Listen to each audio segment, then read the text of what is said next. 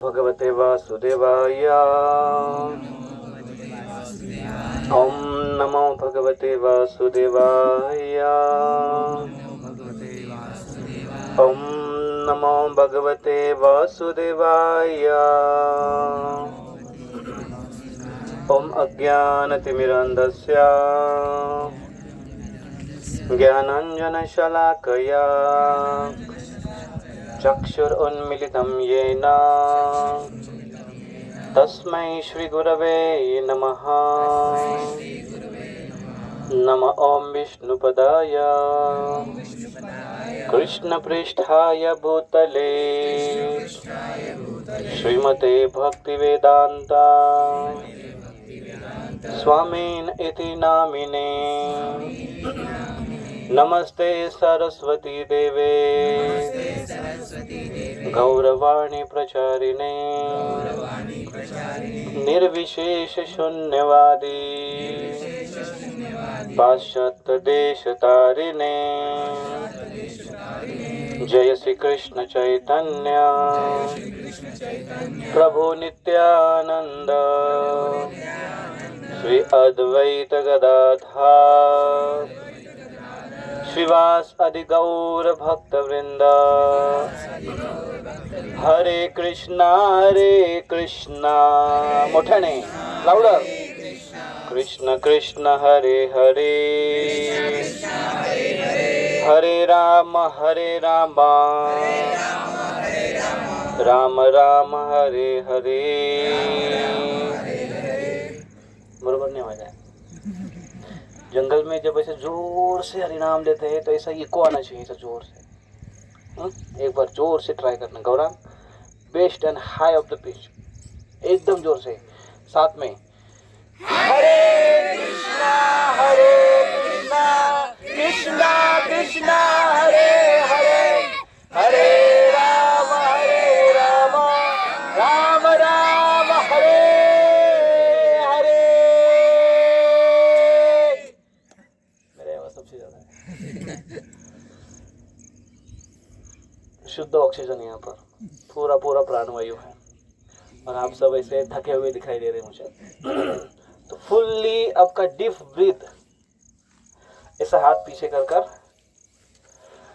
एकदम जोर से डीप ब्रीदिंग ले लो, ऑक्सीजन पूरा अंदर भर लो, फ्रेश लगेगा। होल्ड करो, छोड़ दो और एक बार जोर से होल्ड, छोड़ दो और एक बार जोर से छोड़ दो। अच्छा लग रहा है? तो ऐसे नैसर्गिक प्लेस में देखो, भगवान की एक विशेष कृपा है कि 2 दिन पहले से इतनी गर्मी थी भुसावल में। हिंदी में बोलूँ ना, मराठी बोलूँ? हिंदी बोलूँ। इतनी गर्मी थी भुसावल में कि आप छाव में भी बैठकर आपको पसीना आने लगता था। अभी भी थोड़ा पसीने की लग रहा है, पसीने जैसे, लेकिन और कल सवेरे थोड़ा सा मौसम था, लेकिन ऐसा शाम को ऐसा लग रहा था कि कल बहुत ही कड़ी धूप हो जाएगी, ऐसा लग रहा था। और सवेरे से पूरा एकदम ढक दिया उसने और पूरा छाव बना दिया। ऐसे छाव मानो बादल अभी नीचे आए हैं। ये पहाड़ अगर बड़े होते तो बादल टकराते उसको, और ऐसे लगता है कि अभी जस्ट बारिश हो जाएगी, ऐसा मौसम लग रहा है। ऐसे मौसम अगर आप नासिक में क्या है, त्र्यंबकेश्वर के ऊपर आप जाओगे तो आपको ऐसे लगेगा, वाह, ऐसा लगेगा वाह कितना सुंदर हवा। भगवान ने टोकन में आपको त्र्यंबकेश्वर चढ़ने के लिए, कितने घंटे चढ़े ऊपर? त्र्यंबकेश्वर ऊपर चढ़े, कितना चढ़ना पड़ता है ऊपर, बाप रे। और बीच में जो बंदर है वो तो और टोल वाले के जैसे है। टोल वाला कैसे बीच में रुकाते हैं आपको, वैसे बंदर बीच में। और एक जगह ऐसी है, गलान जैसी है, उसमें से रास्ता है, दोनों बाजू में, एक बाजू में खाई है, एक बाजू में पहाड़ है। जाने के लिए एक ही रास्ता है कि वहीं पर बराबर टोल नाके पर बैठे रहते बंदर, और उधर बैठकर वो देखते रहते किसी के पास थैली है, खाने के लिए क्या है, ऐसे देखते। और किसी के पास अगर नहीं हुआ, एक बार एक आदमी ऐसे चढ़ रहा था ऊपर, एक ही लड़का था, उसको पीछे पकड़ लिया, रोने लगा। हुआ है, डरता है आदमी ना, क्योंकि हड़बड़ी में गिर गया तो ऐसा चिल्लाने लगा वो। तो बंदर चढ़ा, उसके पास गया, उसके पॉकेट चेक करने लगा, ये पूरा पॉकेट से इधर उधर कुछ नहीं है, ऐसा कुछ नहीं देखा, उसने फाड़ से काल पर मार दिया उसके। नालायक बोले कुछ नहीं लेकर आता है हमारे लिए। एक बार ऐसे हुआ, एक पॉकेट निकाला, पॉकेट को खोला, पॉकेट के अंदर देखा कुछ नहीं है, पॉकेट उसके अंदर फेंका और जोर से मारकर भाग गया मतलब। तो ऐसे माहौल, ऐसे परिस्थितियों से गुजर कर जब ऊपर चढ़ते हैं आप, तो आपको लगता है वाह। लेकिन भगवान की असीम कृपा देखो कि ऐसे क्या किया हमने, कुछ नहीं, भुसावल से बैठे जामनेर में उतरे, जामनेर में मस्त की प्रोग्राम किया, उसके बाद यहाँ पर उधर बैठे, यहाँ पर आकर आए, इधर गाड़ी सीधा ऊपर तक आ गई है ना, और यहाँ पर थोड़ा सा चढ़ के इधर आए, आकर बैठे, वाह क्या मौसम है। तो ऐसे वातावरण में खास कर जब नैसर्गिक प्लेस है, आचार्यगण कहते हैं, प्रभुपाद जी कहते हैं, हरिदास ठाकुर कहते हैं, श्रीमद् भागवतम में ऐसा वर्णन आता है कि आप एक जगह बैठकर जब आप स्लोली जब हरिनाम लेते हो, उससे 100 गुना अधिक, शताधिक उसका लाभ है अगर आप ऐसे खुले मौसम में और जोर से जब बोलते हो, हरे कृष्णा कृष्णा कृष्णा हरे हरे, हरे राम राम राम हरे हरे। आया तो प्रभुपाद जी कहते हैं कि जब कृष्ण जब निकलते थे जंगल में, वृंदावन में जब, और खास करके गोवर्धन के एरिया में जब खेलने के लिए जाते थे, तो वो ऐसे शोर करते थे और जोर से ऐसे इको इको करते, ऐसे बोलते थे, कृष्ण का नाम लेते थे, कृष्ण कृष्ण कृष्ण। तो कहते थे देखो वो जो पेड़ है ना, वो पेड़ हमको वापस, हमने जो बोला उनको हरे कृष्णा, तो वो भी हमको हरे कृष्णा बोल रहे हैं, तो ये उनका आवाज है, बाकी जो जीव है वो सुनते हैं। तो शताधिक का क्यों लाभ है, क्योंकि जब हम गाते बोलते हैं तो केवल हमारे लिए फायदेमंद है, जब ऐसे वातावरण में हम सबके लिए बोलते हैं तो सबका उसके में लाभ हो जाता है कि नहीं, सबके कारण में भगवान का नाम चला जाता है। और ऐसा मौसम प्रभु रामचंद्र जब उनको वनवास हुआ और अयोध्या से निकले और संगम, त्रिवेणी संगम, उस रास्ते से ऐसे चलते चलते गंगा क्रॉस कर कर, फिर शरयू क्रॉस कर कर, गंगा क्रॉस कर कर जब वो चित्रकूट आए। आप में से कितने दिन चित्रकूट गए हैं? कोई नहीं गया चित्रकूट में। चित्रकूट में जब वो गए, हम गए, तो चित्रकूट में ऐसे मौसम एकदम, वहाँ पर कामतगिरी पर्वत है और इतना सुंदर माहौल है वहाँ का, इतना लुभावना वहाँ का वातावरण, ऐसे एकदम फ्रेश, ऐसे बड़ा एक पहाड़ है, ऐसे वातावरण है। तो ऐसे माहौल में वो प्रभु रामचंद्र, लक्ष्मण और सीता जब भ्रमण कर रहे थे, और यहाँ पर भी हम आए तो इतना नैसर्गिक प्लेस है, जहाँ देखो वहाँ पेड़ पेड़ है, कहीं गैये है, कहीं पक्षियों के कलरव है। अभी ये पक्षियों के कलरव आपको अगर शहर में सुनना है तो मशीन रहती है आजकल, पता है, मशीन बजती है, टिंग टिंग टिंग टिंग टिंग टिंग, और ऐसे पक्षियों की आवाज़ आती है। अभी भी हम इतने भाग्यशाली है कि हम नैसर्गिक प्लेस में बैठकर कृष्ण कथा कर रहे हैं और ये नैसर्गिक वातावरण में, वाइब्रेशन में इसको महसूस कर पा रहे हैं। तो प्रभु रामचंद्र ऐसे वातावरण में आए चित्रकूट में, वहां पर विहार किए, माता कामतगिरी पर्वत पर वो रहे। और यहाँ पर भी प्रभु रामचंद्र है, मानो चित्रकूट के जैसे ही वातावरण है, यहाँ पर पूरा नैसर्गिक प्लेस है।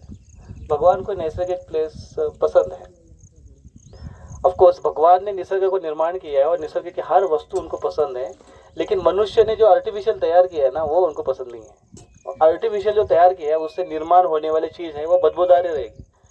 शहर में आपको ज़्यादा क्या दिखाई देगा, गटर्स और कोई चिमनी मतलब ये चिमनी नहीं, चिमनी पाखरनी चिमनी जो धुआं फेंकती है वो चिमनी, क्या क्या उधर है। और ऐसे वाइब्रेशन देने वाले टावर्स है जिसके कारण पक्षी मर रहे हैं। नहीं, आज कितना पोल्यूशन हो रहा है, साउंड पोल्यूशन हो रहा है, और उसमें आवाज़ करने वाले गाड़ियाँ है, ट्रैक्टर्स है, ये सब तैयार है। और ऊपर से मनुष्य ने और तैयार कर दिया है, क्या बोलते हैं उसको, वो जो बहुत जोर जोर से चिल्लाता है शादियों में, डिंग डंग डंग डंग करते हैं लोग उसको। हाँ वही, ऐसे क्या उसका आवाज़ है, हमारे गोविंद प्रभु कहते हैं कि 10-12 रिक्शा जोर से अगर घैंग घैंग घैंग घैंग करे तो उसका जैसे आवाज़ आता है ना, वैसे वो डीजे का आवाज़ है, बोलते हैं ऐसे आवाज़ लगता है उसका। तो ऐसे सब वातावरण से छुटकारा पाकर हम ऐसी जगह पर आ गए कि जहाँ पर लगता है वाह। तो हमने ऐसे वातावरण में ना फुल्ली एब्जॉर्ब होना चाहिए, क्योंकि अगली बार ऐसा मौसम हमको मिलेगा कि नहीं, आप मुझसे बताओ मुझे कोई भी कि दोबारा हम ऐसी यात्रा निकाले, हाँ, और ऐसे माहौल भगवान तैयार करके दे हमारे लिए, और आप अनएक्सपेक्टेडली आप ऐसी जगह पर आए, बोले वाह क्या सुंदर ये नजारा है, दोबारा ऐसा क्षण आएगा? आएगा? आ सकता है। May be not. समय अगर हो या फिर हम नहीं हो तो, हम नहीं हो तो, हाँ, दोबारा ऐसा समय क्यों नहीं आएगा गारंटेड पता है? क्योंकि अभी जिस मूड में आप हो, जिस एज में आप हो, वो शायद नहीं रहेगा अगली बार। शायद आपका मूड चेंज हुआ रहेगा, शायद आपका एज ग्रुप चेंज हुआ रहेगा, शायद आपका फीलिंग्स बदल गई होगी। अभी की फीलिंग्स आपकी अलग है, और वही गुंडीचा मार्जन के दिन में हम यहाँ पर आकर मौजूद हैं। तो ऐसा वातावरण दोबारा एक क्षण हमारे हाथ से जो चला गया, चाणक्य पंडित कहते हैं दोबारा लौट कर कभी नहीं आएगा, चाहे आप कितना भी कुछ खर्चा करो। तो ये क्षण हमारे हाथ से जाना जाएगा अगर हमने इसको फुल्ली एब्जॉर्प्शन अपने पूरा उसमें समर्पित नहीं हुए तो। श्रीमद् भागवतम में देवहूति एक सुंदर श्लोक में इसका वर्णन करती है कि हमने अपने जीवन को किस प्रकार से लेना चाहिए अगर हम जीवित है तो मेरे पीछे आप दोहराने की कोशिश करो। श्रीमद् भागवतम स्कंद 3 अध्याय क्रमांक 23 श्लोक क्रमांक 56 नेहायत कर्म धर्माय नेहायत कर्म धर्माय न विरागाय कल्पते न विरागाय कल्पते न तीर्थपद सेवायै न तीर्थपद सेवायै जीवन अपि मृतोपि सह जीवन अपि मृतोपि सह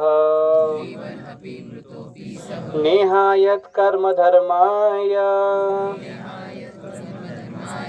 न विरागाय कल्पते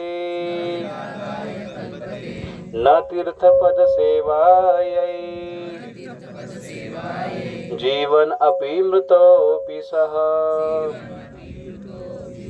इसका अर्थ ऐसे है, नेहा यत कर्म धर्माय, न यह नहीं ये, अगर यत क्या कर्म धर्माय, अगर हमारे कर्म धर्माय नहीं है, धर्म के लिए नहीं है, कर्म हमारे धर्म के लिए अगर नहीं है तो थोड़ा सा बढ़ा के रखना, अगर हमारे, हाँ ठीक है, हमारे अगर कर्म धर्म के योग्य नहीं है तो न यह यत कर्म धर्माय न विरागाय कल्पते।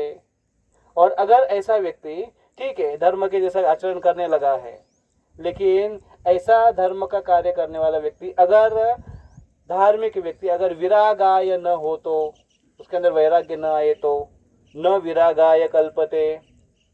और ऐसा व्यक्ति जो कार्य धर्म के लिए करता है और धार्मिक कार्य करते हुए अगर वो वैराग्य उसके अंदर है, लेकिन ऐसा वैराग्य होने के बाद भी अगर वो न तीर्थपद सेवाय, न तीर्थपद सेवाय, तीर्थपद, तीर्थ का अर्थ है तीर्थ, पद का अर्थ है, पद के दो अर्थ है, एक पद का एक अर्थ है पैर, पांव, चरण कमल, और दूसरा पद है पग,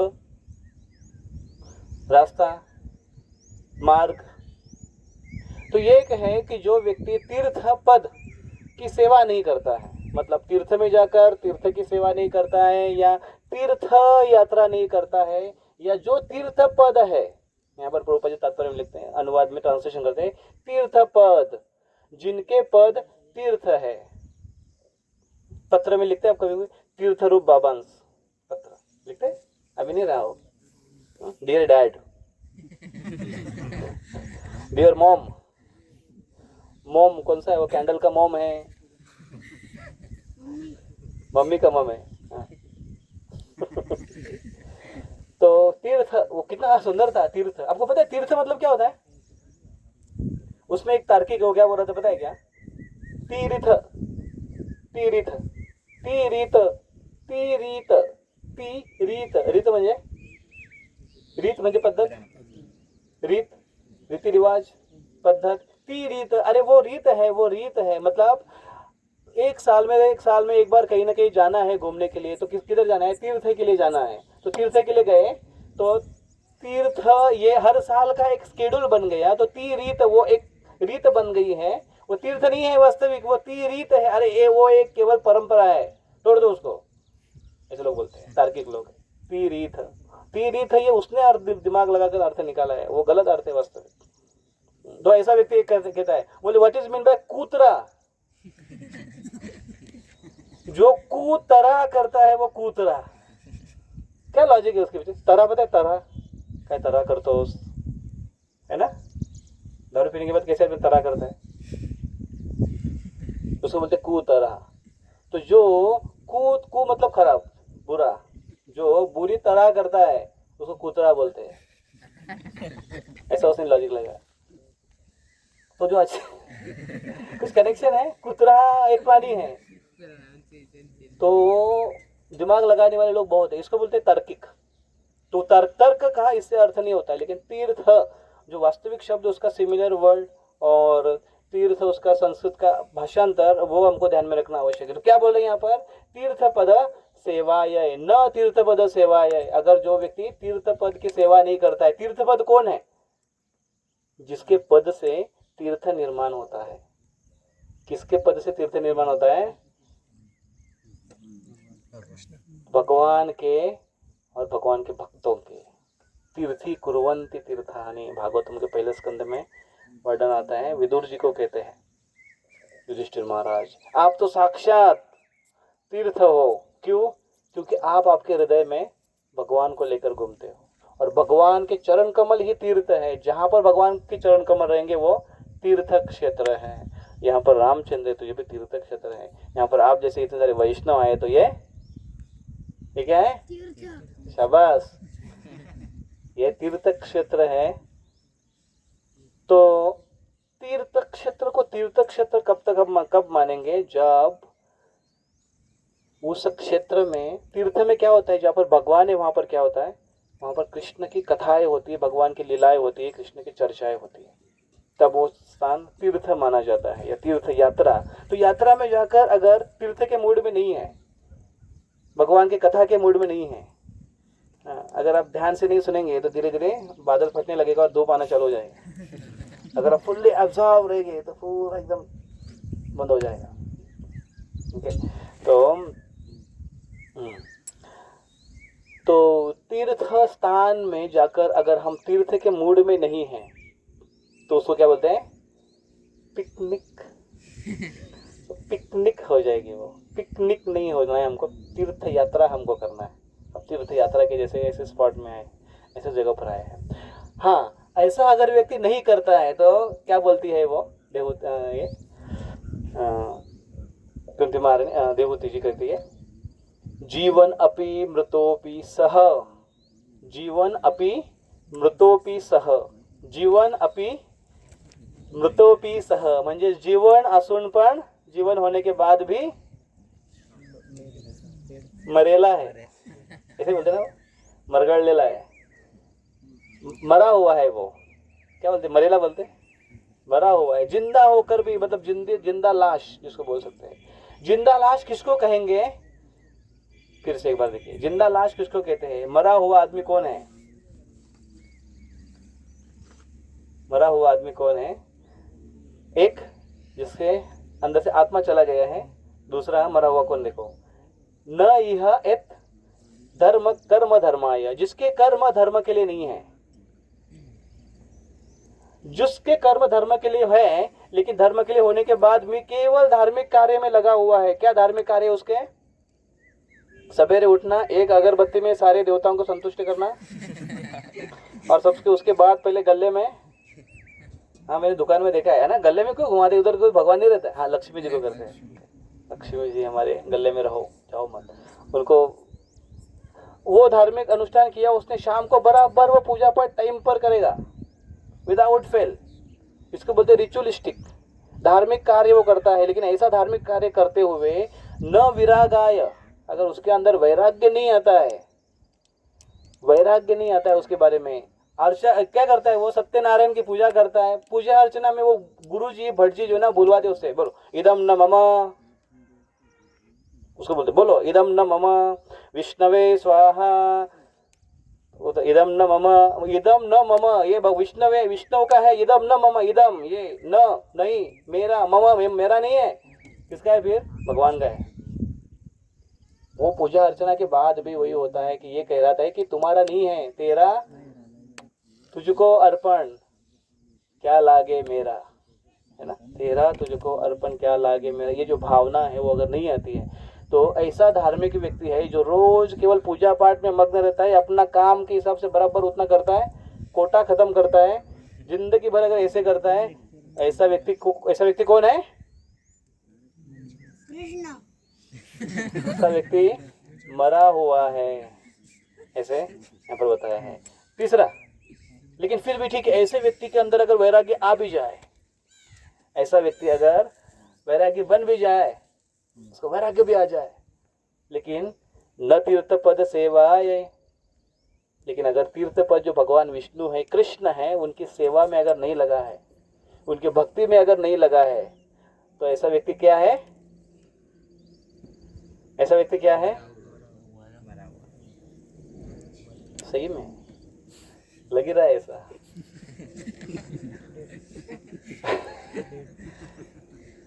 थोड़ा सा जान डालने के लिए और एक बार एक्सरसाइज हमको करना पड़ेगा। तो हर हमारे कर्म धर्म के लिए होने चाहिए। महाभारत में इसी प्रकार से एक श्लोक आता है, महाभारत में कहा गया है कि जो व्यक्ति आहार निद्रा भय मैथुनम च सामान्य में तत्पशु भी नराणाम धर्मो यतेशा अधिको विशेषो धर्मे नहीं न पशु भी समाना। तो वो व्यक्ति पशु के जैसा है जो व्यक्ति केवल 4 चीजों में लगा हुआ है। कौन सी 4 चीजें, आहार निद्रा भय मैथुनम च, आहार करने के लिए खाने के लिए है, निद्रा केवल सोने के लिए, तीसरा केवल मैथुन करने के लिए, और चौथा केवल अपना रक्षण करने के लिए अगर जीवन जीता है तो वो व्यक्ति, और व्यक्ति धर्म का पालन नहीं करता है, धर्म ये कर्म नहीं करता है, तो ऐसा व्यक्ति क्या है, ऐसा व्यक्ति पशु है, पशु भी नराणाम, ऐसा नर पशु के जैसा है। तो महाभारत कहता है ऐसा व्यक्ति पशु के जैसा है, और भागवतम कैसा, ऐसा व्यक्ति मरा हुआ है। तो हमको जिंदा होना चाहिए, उठना चाहिए, हमको धर्म के लिए कर्म करना है कि नहीं, हमको धर्म के लिए कर्म करना है। क्या है हमारा धर्म, ब्राह्मण क्षत्रिय वैश्य और शूद्र 4 प्रकार के वर्ण हैं, ब्रह्मचर्य गृहस्थ वानप्रस्थ संन्यास 4 प्रकार के आश्रम हैं। जो व्यक्ति जिस आश्रम और जिस वर्ण में है उसके अनुसार उसने कार्य करना चाहिए। जो व्यक्ति वाणिज्य में है, व्यवसायिक धर्म है, उसने व्यवसाय धर्म का पालन करना चाहिए। जो व्यक्ति विद्यार्थी है, ब्रह्मचारी लाइफ में है, उसके ब्रह्मचारी लाइफ का पालन करना चाहिए, स्टूडेंट लाइफ का पालन करना चाहिए। स्टूडेंट का कर्तव्य क्या है, पढ़ाई करना, स्टूडेंट का कर्तव्य पढ़ाई करना। और क्षत्रिय का कर्तव्य है रक्षा करना, ब्राह्मण का कर्तव्य है पूजा पाठ करना, उपदेश करना, मार्गदर्शन करना, और वाणिज्य व्यवसायिक का कर्तव्य है ईमानदारी से व्यवसाय करना। इस प्रकार से उनके वर्ण है, और ब्राह्मण और स्टूडेंट लाइफ का कर्तव्य पढ़ाई करना। तो ये सारे कार्य धर्माय कैसे कर सकते हैं, धर्म के लिए कैसे कर सकते हैं, धर्म को इसको कैसे जोड़ सकते हैं। एक तो कहा गया है कि इससे धर्म से वैराग्य आना चाहिए, वैराग्य से ये भगवान के सेवा में जुड़ना चाहिए। तो एक हम देखें, अगर हम डायरेक्टली भगवान के सेवा में जुड़ गए हैं, भगवान के सेवा में लग गए हैं, तो बाकी के जो 2 चीजें हैं, वैराग्य और धर्म, ये ऑटोमेटिक आना चाहिए हमारे कर्तव्य में, हमारे कार्य में। प्रभु रामचंद्र जब लीलाएं की तो उन्होंने अपने पूरे धर्म का पालन कर दिया। प्रभु रामचंद्र का धर्म कौन से इसमें हमको दिखाई देता है। प्रभु रामचंद्र ये आदर्श पुत्र हो गए। अब हम सब पुत्र है किसी के, कोई आया डायरेक्ट, हर एक किसी के पुत्र है। पुत्र का कर्तव्य, प्रभु रामचंद्र ने पुत्र का कर्तव्य निभाया, और विशेष कर पुत्र का कर्तव्य किस प्रकार से निभाया उन्होंने, एक विशेष इंसिडेंस कौन सा, आज्ञा का पालन किया, पिता के आज्ञा का पालन किया। और आज्ञा क्या थी वो? चलो हम कुछ समय के लिए वन में वास कर रहे हैं तो हमको लग रहा है इधर बिठा दिया हमको, हमें लगा था कि कोई ऐसी जगह होगी जरा मस्त, हमारी स्किन काली हो जाएगी, हमारे बाल बुरे हो जाएंगे, इसलिए हम लोग रखते नहीं हैं, टेंशन नहीं रहता है। वनवास पुत्र का कर्तव्य किया, प्रभु रामचंद्र ने राजा का कर्तव्य किया। ओके, उसके पहले हम देखेंगे उन्होंने अपने पति का कर्तव्य कैसे निभाया। प्रभु रामचंद्र ने क्या विशेषता है पति के लिए, पति का कर्तव्य निभाते हुए? पत्नी का रक्षण किया। कौन है पत्नी? सीता महारानी, उनका रक्षण किया। और कहाँ लेकर गई थी वो चोर, कहाँ चुरा के लेकर गया था? दूसरे देश में, समुद्र क्रॉस कर गए वो उनको लाने के लिए। इतना बड़ा घमासान युद्ध किया, और युद्ध के लिए सैन्य कौन थे? बंदर। उनके पास अस्त्र शस्त्र क्या थे? ये पत्थर, इसको उठा के रखते थे और जमा करके रखते थे, पेड़ भी उखाड़ते थे। यही उनका अस्त्र है, और कोई अस्त्र नहीं है बंदरों का।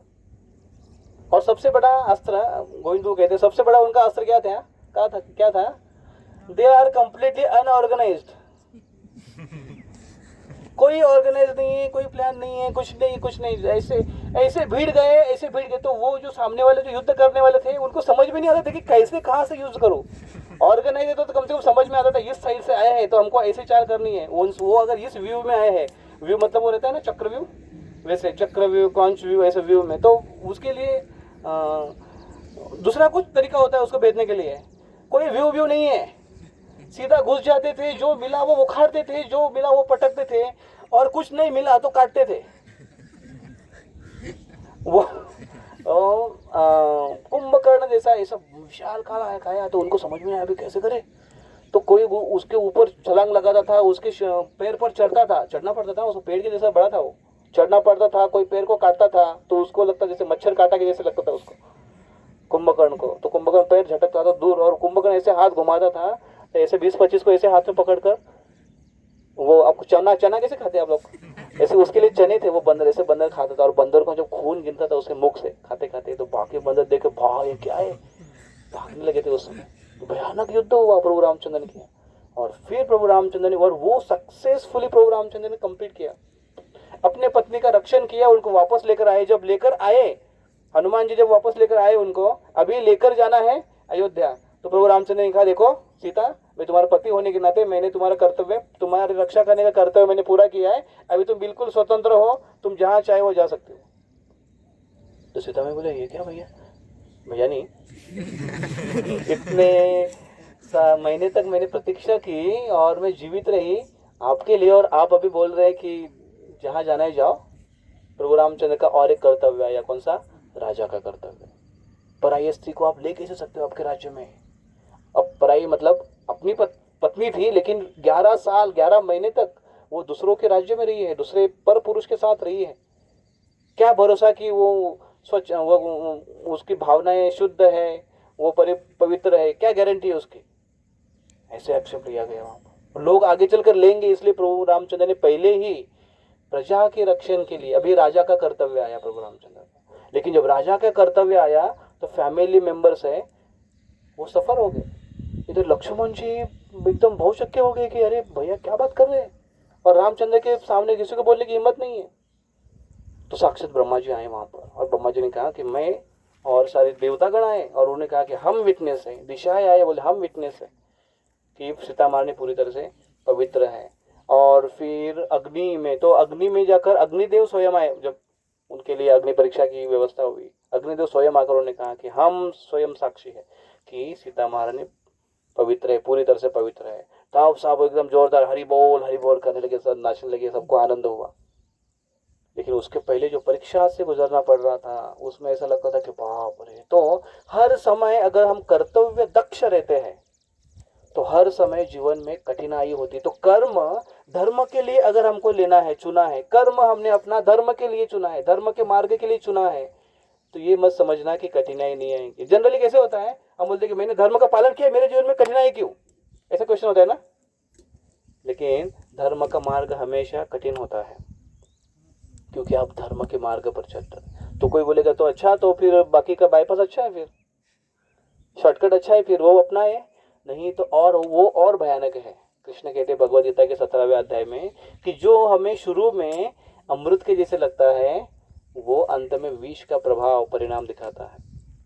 जो आदतें हैं, जो हमको शॉर्टकट लगता है, आरामदायी जीवन लगता है, बच्चों का जीवन अभी पढ़ाई करना अच्छा है, आरामदायी है, नहीं, हार्ड वर्क करना पड़ता है, सवेरे जल्दी उठना पड़ता है, सबकी डांट सुननी पड़ती है, ट्यूशन जाना पड़ता है, हर एक मिनट का हिसाब रखते हैं, इतने बजे से इतने बजे क्या करेगा, इतने बजे से इतने बजे क्या करेगा, सारा हिसाब होता है, माता पिता सब। और इतना होने के बाद भी पेरेंट्स बोलते हैं यार थोड़ा करते तुम ना।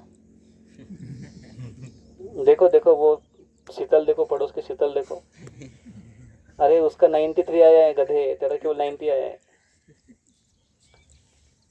तो अभी माता पिता का भी प्रॉब्लम है, पहले तो 90 आए तो कोई बड़ी गलत बात नहीं है, वो क्यों उसको दिखा रही है, देखो देखो वो शीतल की तरफ, वो देखने लगेगा तो जाएगा ना उसका पूरा 90 के पूरा नीचे चला जाएगा वो।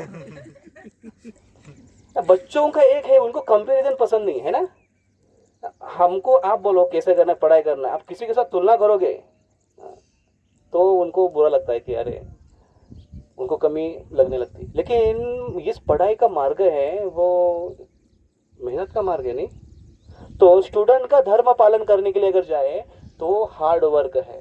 तो कर्म धर्म के लिए अगर जाओगे आप तो आपको हार्ड वर्क करना ही पड़ेगा, चाहे आप पत्नी धर्म का पालन करो, चाहे आप पुत्र धर्म का पालन करो, चाहे आप पति धर्म का पालन करो, या आपका व्यवसायिक धर्म का पालन करो। अगर आप धर्म के लिए प्रयास करोगे तो आपको कठिनाई होगी। दुकानदारी में बैठे हुए हो, एक ने आपको 100 रुपये दे दिया और 50 का सामान ले लिया, और आपने 60 रुपये का सामान ले लिया, आपने न 40 रुपये का सामान ले लिया, आपने उसको 60 रुपये वापस दिए, वो 50 रुपये उठा के चला गया, 10 रुपये भूल गया। तो हम कौन है इस ईमानदार, बोले अरे अरे अरे आपको 10 रुपये रह गया, ठीक है जाओ। या हिसाब में कभी कभी ऐसा होता है कि उसने ज़्यादा पैसा दे दिया और हमने रख लिया। हम कभी गए दुकानदार के पास, दुकान से कुछ ले लिया, दुकानदार ने ज़्यादा 10 रुपये दे दिया, दुकानदार देते जनरली देते नहीं वो लेकिन कभी दे दिया तो बड़ा मुश्किल होता है वापस लौटाना, है ना। ऐसा लगता है कि अरे समझ में आया 10 रुपये, तो हम क्या बोलते हैं, भगवान ने हमको दे दिया। तब भगवान बराबर जाते हैं, भगवान ने हमको दे दिया। और जब हमारा लूट जाता है, 10 रुपये कम पड़ जाता है, तब हम बोलते हैं रास्कल, सीधा गाली निकलती मुख से, बोलते हैं वो हरामखोर, उसने मेरा 10 रुपये ले लिया, चिल्लाने लगते हैं हम लोग, उसको गाली देने लगते हैं। तब नहीं बोलते अरे भगवान ने शायद 10 रुपये मेरा ले लिया होगा तब नहीं सोचता है। धर्म का मार्ग हमेशा कठिनाई को, पांडवों ने धर्म का मार्ग अपनाया, लेकिन धर्म के मार्ग पर उनको कठिनाइयाँ उनको दिखाई दी। क्या क्या कठिनाई उनको हुआ, पांडवों को क्या क्या नहीं हुआ बताओ, क्या क्या हुआ बताओ। चलो नहीं हुआ तो आपको तो सबसे पहले क्या हुआ, उनको बचपन में ही भीम को क्यों पानी में डाल दिया, जहर खीर में, उनको खाने में जहर मिलाकर उसको बेहोश कर कर पानी में डाल दिया। उसके बाद लाक्षागृह में उनको जलाने की कोशिश की, जिंदा जलाने की कोशिश की, और चौसर के खेल में उनको हरा दिया, उनको वनवास दे दिया। उसके बाद अज्ञातवास भी, उसके बाद तो उनके पत्नी का उनके सामने पूरा विवस्त्र करने की कोशिश की, इंसल्ट करने की कोशिश की। आप इसकी कल्पना नहीं कर सकते हो, शादी नहीं हुई इसलिए आपको मैं वो एग्जांपल नहीं दूंगा, पत्नी के बारे में कुछ है नहीं पहचान। लेकिन सोचो हमारे घर का कोई सदस्य, घर की कोई महिला हो, उसको अगर भर सड़क पर अगर कोई उसकी बदतमीजी कर रहा है, उससे कुछ बोल रहा है, सहन होगा हमको? अरे बोलने की बात छोड़ दो, कोई ऐसा अगर घूर के देख रहा है कैसा लगेगा आपको? मार दूंगा। लेकिन छोटे हैं इसलिए हम चुपचाप निकल के आ जाते हैं वहां से, लेकिन सहन नहीं होता है, ऐसा लगता है क्योंकि गलत कर रहा है वो व्यक्ति। सोचो उनके सामने ये सब किया, ये सारा कार्य उनके साथ हुआ, लेकिन फिर भी धर्म से बिल्कुल नहीं हटे। आपस में झगड़ा उन्होंने कभी किया नहीं। एक बार केवल प्रसंग ऐसे आता है जब वो अपहरण, ये जो विवस्त्र करने की जब बात हुई थी, वस्त्रहरण द्रौपदी की, तो उस समय इतना भीम को गुस्सा आया था। भीम बोले कि अर्जुन वहां से अग्नि लेकर आओ, मैं मेरे भैया के हाथ जलाता हूँ। उसने इस हाथ से चौसर खेला। उस समय केवल एक बात हुई थी, अगली बार से थोड़ा मोड़ा होता था, लेकिन मेनली मोस्टली वो ऑर्गेनाइज रहे, सब एक दूसरे के साथ रहे। धर्म का मार्ग हमेशा हमको कठिनाई दिखाता है, लेकिन पालन अगर वो करते हैं, युधिष्ठिर महाराज जब अंत में जब बहुत शोकाकुल थे, सारा युद्ध समाप्त सब कुछ होने के बाद, राजा बनने के बाद, तो भीष्म पितामह उनको उपदेश करते हैं। और ये उनका उपदेश का जो सारांश है, कंक्लूजन है भीष्म पितामह का, वो यही है कि किसी भी प्रकार से धर्म के मार्ग से हटो मत। कठिनाई बहुत आएगी, संकट बहुत आएंगे, टेस्ट हर बार होगी, लेकिन धर्म के मार्ग से हटो मत। परीक्षा कितने में हो जाएगी, लेकिन कॉफी पियो, कॉपी करो मत। धर्म के मार्ग से हटो मत। कठिनाई बहुत आएगी, परेशानी बहुत आएगी, पढ़ाई से हटो मत, धर्म के पालन से हटो मत। ऐसे कौन कह रहा है? विष्णु पितामह कह रहे। किसको कह रहे हैं? हम सबको कह रहे हैं। युधिष्ठिर महाराज के साथ साथ हमको कह रहे हैं कि धर्म के मार्ग से हटो मत। धर्म के मार्ग का पालन करना कठिन है, और पालन करते करते कभी कभी गलतियां होगी। ये नहीं कि धर्म के पालन करते एकदम फर्स्ट क्लास, एकदम अप टू डेट, नो, गलतियां होगी। जैसे युधिष्ठिर महाराज से गलती हो गई, धर्म इतने हैं, उन्होंने एक नियमों का पालन करने के लिए गए, दूसरा नियम भंग हो गया। एक नियम का पालन क्या था? उनको बताया गया था, भविष्यवाणी की गई थी व्यासदेव ने कि आपके हाथ से आप सारे डिस्ट्रक्शन का कारण बनेंगे, ऐसे उनको बताया था, संहार का कारण बनेंगे। तो उन्होंने कहा कि अरे मैं कारण बनूंगा, मतलब मैं अपने विमसिकल से कुछ निर्णय लूंगा क्या? ऐसे उन्होंने सोचा। तो उन्होंने क्या कहा, मैं आज कसम खाता हूँ, वाव लेता हूँ क्या, कि मैं बड़ों की आज्ञा का पालन करूंगा, बड़े जो मुझे जो बोलेंगे वही केवल करूंगा। मतलब आज से करूंगा ऐसे नहीं, पहले से करते थे, लेकिन अभी क्या बोल रहे हैं वो कि उनके बात का वो अगर कुछ भी हो मैं कभी उल्लंघन नहीं करूंगा। और वो उनकी जो व्रत था वो अच्छा ही के लिए था, लेकिन गलत उसका फायदा लिया गया। जब उनको धृतराष्ट्र ने उनको जब ऑर्डर किया कि तुम आओ युद्ध चेस खेलने के लिए, युद्ध खेलने के लिए, तो आ गए, क्योंकि आज्ञा का पालन करना था। एक उनका डैमेज उनको लगा कि ऐसे होने वाला है, उसको रोकने के लिए वो दूसरा करने के लिए गए, लेकिन वो और गलती बन गई। तो गलतियां होगी, और इतनी बड़ी गलती हो गई कि सहारा का सारा लॉस हो गया उनको। कितना साल वनवास में गए वो? देखो, मतलब आप लोग सब ध्यान से सुन रहे हो, देखो, लेकिन इसलिए बादल पूरा ढक गया, देखो पूरा छावा गया। देखो 12 साल वनवास और 1 साल का अज्ञातवास, इतना उनको कठिनाई में जाना पड़ा। एक छोटी सी गलती बहुत महंगी पड़ेगी उनको। तो एक विधि का नियम भी है इसमें, लेकिन एक हमें सीख ये है कि धर्म का पालन करते समय बहुत ही हमको कठिनाइयों का सामना हमको करना पड़ेगा, लेकिन उस धर्म के मार्ग से हमको हटना नहीं चाहिए। धर्म के मार्ग का पालन करना चाहिए। धर्म के मार्ग का पालन करने के लिए हमारे पास क्या होना चाहिए? हमारे पास मार्गदर्शन की आवश्यकता है, और हमारे लिए संघ की आवश्यकता है। मार्गदर्शन कहाँ से हमको मिलेगा? श्रवण करने से मिलेगा। मार्गदर्शन हमको शास्त्र से मिलेगा, अगर हम पढ़ेंगे तो। लेकिन अगर हम शास्त्र से नहीं पढ़ रहे, और हमारे कान अगर साफ नहीं है, तो हमारे लिए एक और आसान तरीका है, हम भक्तों के साथ और उनके साथ संग करें जो धर्म का पालन कर रहे हैं। तो हमारे कान भी साफ कर देंगे, और हमको सुना भी देंगे कि ये ऐसे ऐसे मार्ग पर चलो। उनके साथ चलने में बड़ा आसान हो जाएगा मार्ग। जब मिल बैठे दो यार क्यों अकेला करना भाई? अकेला नहीं होता है, 2 यार चाहिए, 3 यार चाहिए। जितने ज्यादा यार हो उतना उनको आनंद आता है। ट्रेन में देखो, अकेला पूरे ट्रेन में आप अकेले हो। कभी कभी ऐसे होता है, कुछ ट्रेन है ऐसे, जब हम भुसावल में जब देखते हैं, हम बुकिंग करते थे, बुधवार को आती थी, क्या नाम वो ट्रेन का, हमेशा खाली आती थी, वो खाली आती थी, पूरा हम लोग जाते थे, वो चाय वाला भी चाय ऐसा करते करते ऐसा कोई नहीं है, अगर वो खड़ा होता था, बैठ जाता था उधर, कोई नहीं। ट्रेन में बोरिंग लगता है, ट्रैवलिंग आपको बोरिंग लगेगा, कोई ना कोई चाहिए हमको। अगर ऐसे लाइक माइंडेड लोगों का अगर हम संग करेंगे, देखो दुर्योधन वैसे बुरा था, लेकिन सुधरने के चांसेस थे, सुधरने के चांसेस थे। इसलिए उसको ना युधिष्ठिर महाराज हमेशा किस नाम से पुकारते थे पता है आपको? सुयोधन। युधिष्ठिर महाराज का एक गुण है कि वो कभी किसी में दोष देखते नहीं थे। दुर्योधन को भी वो सुयोधन बोलते थे। सुयोधन का अर्थ क्या है? जिसका युद्ध कौशल्य बड़ा अच्छा है। दुर्योधन इस शब्द का अर्थ ऐसा है कि जिसको युद्ध कौशल्य में जीत पाना ये बड़ा दू है, कोई जीत नहीं सकता है, इस अर्थ से भी उसका अर्थ है। और फिर दो का एक अर्थ निकलता है जो खराब है, ये भी एक अर्थ निकलता है। लेकिन उसको कॉन्स्टेंटली उसको जो एसोसिएशन था ना, वो शकुनी महाराज का था। हाँ, महाराज थे ना वो, गांधार नरेश थे वो, गांधार प्रांत के, जो आज का कंधार है, अफगान, वहाँ के राजा थे वो, राजा के पुत्र थे, प्रिंस थे वो। तो बात ऐसी हुई, दो एक्चुअली यहाँ पर स्टोरी आती है। एक स्टोरी आती है जो महाभारत में बताती है, एक स्टोरी पता नहीं कहाँ से, मैं केवल सुनी। एक स्टोरी ऐसी है कि जब उनके बहन का विवाह हुआ, तो विवाह के लिए तो प्रपोजल लेकर आए कौन, भीष्म पितामह। और भीष्म पितामह जब प्रपोजल लेकर आए तो उन्होंने ये सोचा एक तो कि भीष्म पितामह तो शादी करने वाले नहीं है, तो फिर जो पंडु राजा है उनके लिए शायद प्रपोजल होगा, ऐसे उनको लगा, घर वालों को लगा। तो उनको बड़ा आनंद हुआ। लेकिन भीष्म पितामह ने जब कहा कि नहीं, धृतराष्ट्र के लिए प्रपोजल है, तो धृतराष्ट्र अंधा है और गंधारी इतनी सुंदर स्त्री और राजकन्या है, राजकन्या को एक अंधे के साथ विवाह, भले ही वो राजा हो लेकिन अंधे के साथ विवाह करना, तो आजकल भी लोग इतना देख कर लेते हैं ना, आँख में ठीक से दिखती है क्या, कान में ठीक से सुनती है क्या, बाल उसके ठीक से है क्या, शैम्पू से धोती है क्या, और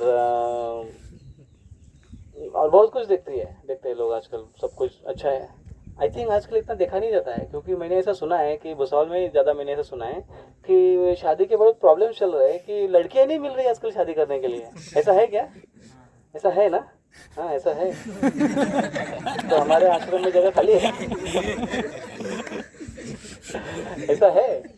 हाँ, एक जन तो मेरे को बोला, एक माता जी बता रही थी कि उनकी लड़की की शादी ही नहीं हो रही थी, तो बोले अभी हो गई शादी। तो बोला कैसे हुआ? बोले खरीद कर लाई लड़की को। तो मैं बोला लड़की भी खरीद कर लाते हैं शादी के लिए? पहली बार सुना मैंने, जब भुसावल में मेरे को सुनने को आया ये कि ऐसा होता है कि खरीदना पड़ता है। और फिर कुछ महीना रही, वो भाग गई, बाद में मिली ही नहीं। बोला फिर अभी? बोला अभी गई, अभी दूसरी जब तक मिलेगी तब तक लड़कियाँ ही नहीं, कोई समाज में तो लड़कियाँ ही नहीं शादी करने के लिए। पता नहीं क्या होगा आज आगे। नहीं, ज़्यादा कुछ होगा नहीं, ब्रह्मचर्य आश्रम में संख्या बढ़ जाएगी, अच्छा होगा। नहीं तो फिर भुसावल में ऐसे भी कुछ लोग देखे हमने कि जिनको शादी के लिए लड़की ही नहीं मिली, तो अभी तक वो 50 के एवरेज में पहुंच गए एज में उनका। ऐसे है ना, कुछ लोग हैं ऐसे भुसावल में कि जिनकी शादी हुई ही नहीं, बेचारों को कुछ मिला ही नहीं है और अभी ब्रह्मचारी है, लेकिन ब्रह्मचर्य आश्रम में नहीं आएंगे भगवान की सेवा करने के लिए, पता नहीं और क्या क्या करेंगे उधर। कुछ लोग तो अभी भी उनका एज 45-48 के आसपास है, अभी भी वो राह में है, ताक में है कि कहीं बाई चांस अभी केस मिल गई तो ठीक है, होपफुल होना चाहिए। बी ऑप्टिमिस्टिक, आशावादी होना चाहिए। नो प्रॉब्लम, नो प्रॉब्लम, आशावादी होना चाहिए। तो इनको देखा कि ऐसे गांधारी को ऐसे पति मिला, तो तब उनको इतना बुरा लगा, लेकिन ना बोल नहीं सकते, क्योंकि भीष्म पितामह प्रपोजल लेकर आए, हस्तिनापुर के राजा है, और भीष्म पितामह चाहे तो सबको हरा सकते हैं। तो इसलिए उन्होंने प्रपोजल हाँ कर दिया, और वहाँ पर गांधारी ने भी इच्छा प्रकट की कि ठीक है, मैं उनके साथ विवाह करूंगी।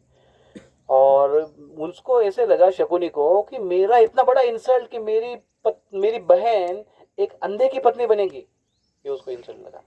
और दूसरी एक स्टोरी मैंने सुनी, उसका शास्त्री को ऑथराइज पता नहीं मुझे कहाँ पर है, लेकिन ये स्टोरी है कि उसके पहले उसका एक कन्या दोष था, गंधारी का कन्या दोष था, और कन्या दोष को मिटाने के लिए उसका पहले बकरे के साथ विवाह हुआ था, ऐसे भी एक स्टोरी आती है। तो बकरे के साथ विवाह हुआ, और उसके बाद फिर वो दोष टल गया उसका, और फिर अभी ठीक है। लेकिन जब भीष्म पितामह आए और उनको प्रपोजल किया, और वो शादी जब ब्याह धृतराष्ट्र के साथ, लेकिन बाद में इनको पता चला कि इन्होंने ऐसे ऐसे किया, इन्होंने मतलब ये लड़की पहले बकरे से उनकी शादी हुई है। तो इन लोगों को हस्तिनापुर के नरेश इनको इतना बुरा लगा, और उन्होंने उन सारे उनके जो कंधार के जो जितने गंधार नरेश जितनी सारी सेनाएं थी, जितने सारे जो राजाएं थे, उनके पिताएं थे, सबको उन्होंने बंदी बना दिया, और वो टॉर्चर हो गए, वो मर गए। तो फिर वो स्टोरी ऐसी आती कि उसमें से ये केवल बच गए थे, शकुनी। और इसलिए शकुनी ने बड़ी कसम खाई थी कि मैं इनको नष्ट कर दूंगा, इनका पूरा पूरा बर्बाद कर दूंगा इसको, हस्तिनापुर को। और ऐसे कर कर वो आए थे। तो एक बात तो ये भी है, हमको सीख है इतनी बड़ी कि लड़की अगर ब्याह करके लेकर आते हैं तो उसके साथ कोई दहेज वहेज या कोई आदमी वादमी उधर से लेकर नहीं आना चाहिए, क्योंकि वो अगर लेकर आते हैं ना तो समस्या करते हैं घर में। ऐसे प्रसंग रामायण में भी हुआ है कि कैकेयी का विवाह हुआ तो उसके घर के दहेज में कौन आई थी? मंथरा आई थी। उस मंथरा ने पूरा प्रॉब्लम कर दिया। वैसे ही गांधारी के साथ शकुनी आए थे दहेज के रूप में, उसने पूरा प्रॉब्लम करके छोड़ दिया है। तो ये एक अच्छी सीख है यहाँ पर हमको मिलती है कि संतुष्ट रहो उससे जो जितना अच्छे से मिलता है। तो फिर शकुनी ने ऐसे वो सारी जो चालें थी, सारे जो प्लानिंग्स थे, वो सारे शकुनी के थे। और दुर्योधन के हमेशा साथ में रहा करते। और दुर्योधन को क्योंकि उसकी प्रवृत्ति भी वैसी थी, इसलिए शकुनी उसको गाइड भी अच्छा करता था। दोनों की जोड़ी अच्छी जम गई और आखिर तक शकुनी ने पूरा पूरा मतलब पूरा सफाया कर दिया, पूरा वंश पूरा नष्ट कर दिया। तो ये है संघ का प्रभाव। ऐसे संघ में अगर रहते हैं तो इतनी बड़ी भयंकर समस्या निर्माण हो जाती है कि उसका आप सोच नहीं सकते हो। हमको कैसे संबंध में रहना चाहिए, मैं आपको एक अच्छी स्टोरी बताता हूँ। देखो, एक समय ऐसे हुआ, एक जगह पर इसके नाम आपको मैं बाद में पूछूंगा, आप याद रखो, नाम बड़े इंटरेस्टिंग है इसके। तो एक प्राज्ञबोध नाम के एक गुरु हुए। नाम क्या था? प्राज्ञबोध। प्राज्ञबोध का अर्थ है डिस्क्रिमिनेशन, भेद करने की क्षमता। भेद करने की क्षमता किसके पास होती है? किसमें होती है? बुद्धि में होती है। मन भेद नहीं कर सकता है, मन एक्सेप्ट करता है और रिजेक्ट करता है, बुद्धि भेद करती है। तो उनका नाम क्या था? प्राज्ञबोध। प्राज्ञबोध उनका नाम था और उनका शिष्य था, और उस शिष्य का नाम था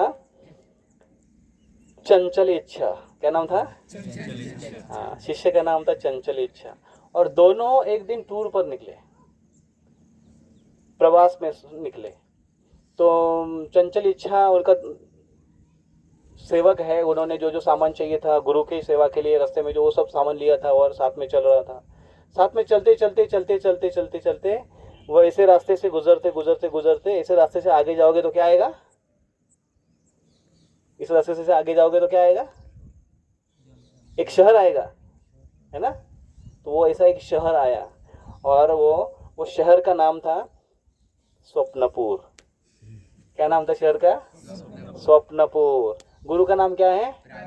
प्राज्ञबोध। शिष्य का नाम क्या है? चंचल इच्छा। और अभी नगर कौन सा आया है? स्वप्नपुर नाम का नगर आया, उनको दिखाई दिया। तो स्वप्नपुर नाम का नगर दिखाई दिया, उनको बड़ा अच्छा लगा। और उस नगर में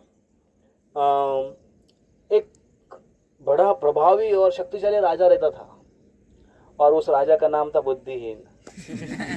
क्या नाम था राजा का? बुद्धिहीन नाम का राजा। कौन से शहर में रहता था? स्वप्नपुर शहर में रहता था। और वो दोनों उस रास्ते से जा रहे थे। गुरु का नाम था प्राज्ञबोध और शिष्य का नाम था चंचल इच्छा। तो ऐसे उस रास्ते से जब जा रहे तो वो चंचल इच्छा ने वो इधर उधर से देखते रहता था। आप कैसे देखते रहते? इधर भेड़ आई, उधर से बकरी आई, प्रवचन सुनते तो दोनों काम करते हैं ना। तो ऐसे गुरु की बात सुनते सुनते सुनते वो भी ऐसे इधर उधर देखते चल रहा था। तो चलते चलते वो रास्ते से जा रहा था, वो शहर के बाईपास से जा रहा था। उसने देखा कि अरे उधर रास्ते में, मैंने पहले जब आया तो पहले कुछ ऐसा मार्केट लगा कि जहाँ पर मच्छी पच्छी बाहर रहता ना, वैसे उसको लगा। तो वो आँख बंद करके वो लोग आगे निकल गए, कुछ ज़्यादा ध्यान नहीं दिया। थोड़ा आगे जाए तो उन्होंने देखा कि अरे भाजी मार्केट दिखाई दे रहा है, सब्जी मार्केट है। तो सब्जी मार्केट में उसने देखा और देखा उसने कि अरे अच्छी अच्छी लौकी है। उसको लगा भूसा वाली शायद उधर ज़्यादा मिलती है लौकी और भोपड़ा, और यही मिलता है ज़्यादा ना। तो लौकी देखी उसने, भोपड़ा देखा उसने, और उधर वो जो एक आदमी जोर से चिल्ला रहा था, 1 रुपए किलो, 1 रुपए किलो, 1 रुपए किलो, 1 रुपए किलो। तो उसने बोला अरे इतना सस्ता है इधर 1 रुपए किलो। फिर वो आगे चला, बोला हमको क्या करना है, आगे निकल गया, बोला भोपला भोपला 1 रुपए किलो, 1 रुपए किलो, 1 रुपए किलो। फिर आगे निकला, बोले भिंडी था 1 रुपए किलो। बोले अरे भिंडी भी 1 रुपए किलो है, भोपला भी 1 रुपए किलो है, लौकी भी 1 रुपए किलो है। तो कमाल है, शहर अच्छा शहर है। फिर थोड़ा आगे चला गया तो आगे मिठाई का दुकान लगा उसको। तो उधर पहले जलेबी थी, गरम गरम जलेबी, 1 रुपए किलो, 1 रुपए किलो। जिलेबी भी 1 रुपए किलो, आगे चलकर लड्डू 1 रुपए किलो। तो एक को पूछा, बोले ये माजरा समझ में नहीं आया मुझे, उधर सब्जी भी 1 रुपए किलो, इधर भाजी भी 1 रुपए किलो। तो वो आदमी बोला, वो गांव का आदमी था, उसने बोला अरे भाई ये कुछ भी नहीं है, आगे सोने की दुकान में जाओगे तो वो भी 1 रुपए किलो है। तो वो उसका नाम क्या है? ना ना, वो शिष्य क्या है ना? चंचल इच्छा, नाम उसका चंचल इच्छा। उसने लगा 101 रुपए किलो।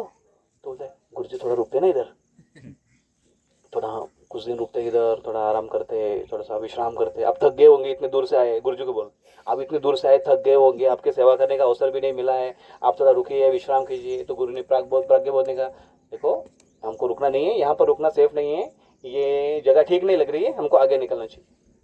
बोले नहीं गुरुजी लेकिन देखो ना, थोड़ा सा विश्राम करते हैं, थोड़ा खा पी लेते हैं, भूख लगी मुझे बहुत, वो जिलेबी देखो ना कितनी अच्छी दिखाई, 1 रुपए किलो है केवल, थोड़ा आराम करते, थोड़ा खा पी लेते, मजा कर लेते। चंचल इच्छा, थोड़ा आराम कर लेते, थोड़ा मजा कर लेते। और गुरु बोले नहीं, निकलना चाहिए, क्योंकि जहां तक मुझे, मैं इस नगरी का अवलोकन करते आ रहा हूँ, जहां तक मुझे दिखाई दे रहा है, मुझे लग रहा है इस देश का राजा 1 नंबर का निपट मूर्ख है, इसलिए ऐसे स्थान पर रहना बिल्कुल सेफ नहीं है, हमको निकलकर आगे जाना चाहिए। तो शिष्य बोला कभी कभी आप लोग ऐसा कुछ मांगते हो तो कैसे? पिताजी ने बोला, पिताजी बोलते आपने कुछ मांगा, थोड़ा चाहिए वो ऐसा, क्या बोला? नहीं कुछ नहीं, मैं ऐसे तो माँ के पास जाते, माँ का साड़ी खींचते, माँ देना, माँ दो ना, माँ दो ना, माँ दो ना, माँ दो माँ के सामने ज्यादा कुछ बोलते नहीं, माँ दो, माँ प्यारी। आजकल थोड़ा उल्टा भी हो गया ना, कुछ लोग पिताजी के पास जाते हैं, पापा जोड़े प्यार करते हैं, माँ डांटती है, माँ फटके मारते हैं कभी कभी। लेकिन आप समझ लो, जो प्रेमल है, दया करने वाला है, उसको माँ समझ लेते हैं। अच्छा ठीक है, तो माँ के पास जाकर थोड़ा लाड प्यार करते हैं, तो माँ बोलते चल ठीक है रहे।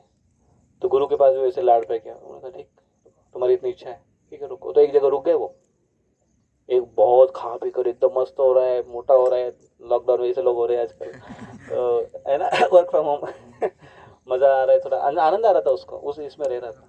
उस देश में क्या हुआ, नगरी में क्या हुआ कि एक बार एक सदगृहस्थ था, उसका अच्छा सा घर था, और घर के सामने, घर के इसमें बॉर्डर में ऐसा कंपाउंड वॉल था। तो वो कंपाउंड वॉल ऐसे लेटेस्ट इसमें था, वो जो ब्लॉक बुक डालते हैं ना ऐसे, वो रेडीमेड वाला था, वो था, सर कंस्ट्रक्शन प्रॉपर किया हुआ नहीं था, तो थोड़ा सा नाजुक ही था वो। तो एक बार ऐसे हुआ कि दूसरे के इस पे कंपाउंड से एक बकरा था, वो जोर से छलांग मार कर उसको क्रॉस करने के लिए गया। ज़्यादा हाइट था नहीं था, हाइट हार्डली 3-1 फीट का हाइट होगा उसका, 3-3.5 4 फीट का होगा, ऐसा क्रॉस करने के लिए गया। तो क्रॉस करते करते उसके पैर उसमें फंस गए, उसको लग गए, थाड़ से लग गए, तो वो जोर से गिर गया। अभी वो गिरा तो गिरा, वो कंपाउंड को भी लेकर गिरा। अभी कंपाउंड लेकर गिरा, अभी हुआ ऐसा, अभी कंपाउंड तो दूसरे का है, बकरा दूसरे का है, हाँ, तो दूसरे के बकरे ने हमारा कंपाउंड गिरा दिया। प्रॉब्लम ऐसे हुआ कि वो बकरा ने कंपाउंड गिरा है, तो कंपाउंड वो बकरे के ऊपर गिर गया, तो बकरा उधर मर गया। अब ये दोनों का झगड़ा गया कोर्ट में राजा के सामने कि इसने ऐसे किया, उसने वैसे किया। तो राजा ने देखा, राजा ने बोला नुकसान ज्यादा किसका हुआ है? बोले मेरा बकरा मर गया। किसके कारण तेरा बकरा मर गया? इस आदमी के कारण बकरा मर गया है, क्योंकि ये आदमी ने क्या किया, मेरा बकरा मर गया है, उसको सजा मिलनी चाहिए।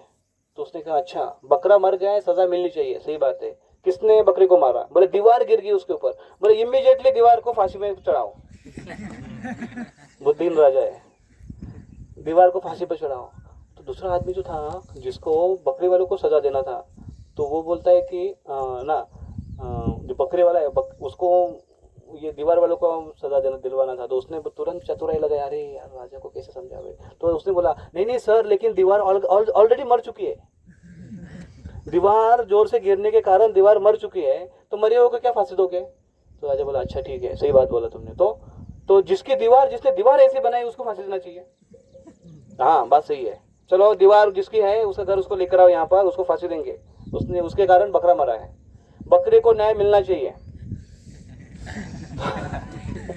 तो उस आदमी को पकड़ कर लेकर आया, जिसकी वो दीवार, जिसकी कंपाउंड वॉल थी। उसने कहा कि, तो उसने बोला सर मेरा क्या कसूर है, उल्टी मेरी दीवार टूटी है। बोले तूने दीवार, तेरी टूटी है, तूने दीवार ऐसे बांधी क्यों? तेरे कारण बकरा मर गया है, अभी तुझे उसकी सजा मिलेगी, न्याय मिलेगा, तुमको फांसी होगी। तो उसने दिमाग लगाया, यहाँ पे मैं क्या करूँ। उसने बोला सर लेकिन मेरी गलती है ही नहीं, वो बांधी किसने? गवंडी ने बांधी है, तो वो गवंडी ने बांधी ही ऐसी है कि जिसके कारण वो टूट गई और वो गिर गई। वो नाजुक बनाई थी उसने, मैंने उसको पैसा दिया था लेकिन उसने ठीक से बांधी नहीं है। तो राजा बोलता अच्छा गवंडी का दोष है, गवंडी को बुलाओ। गवंडी समझ में आता है हमको, मेसन गवंडी को बुला के लेकर आओ। तो गवंडी आया, अभी गवंडी ने अपना साइड पर था, अपना दूसरा काम चल रहा था उसका। उसको बोले तुमको राजा ने बोला पकड़ के उठा के लेकर आए। बोले क्या हो गया, माजरा क्या है? बोले उधर आकर राजा से पूछो। राजा को पूछा, राजा ने बोले इसको फांसी देना है। तो बोले सीधा फांसी? तो क्या हो गया? बोले तुमने एक जगह दीवार ऐसी बांधी है, दीवार टूट गई, उसके कारण बकरा मर गया, बकरी की जान चली गई, उसके लिए तुम्हारी भी जान जानी चाहिए, तुमको फांसी।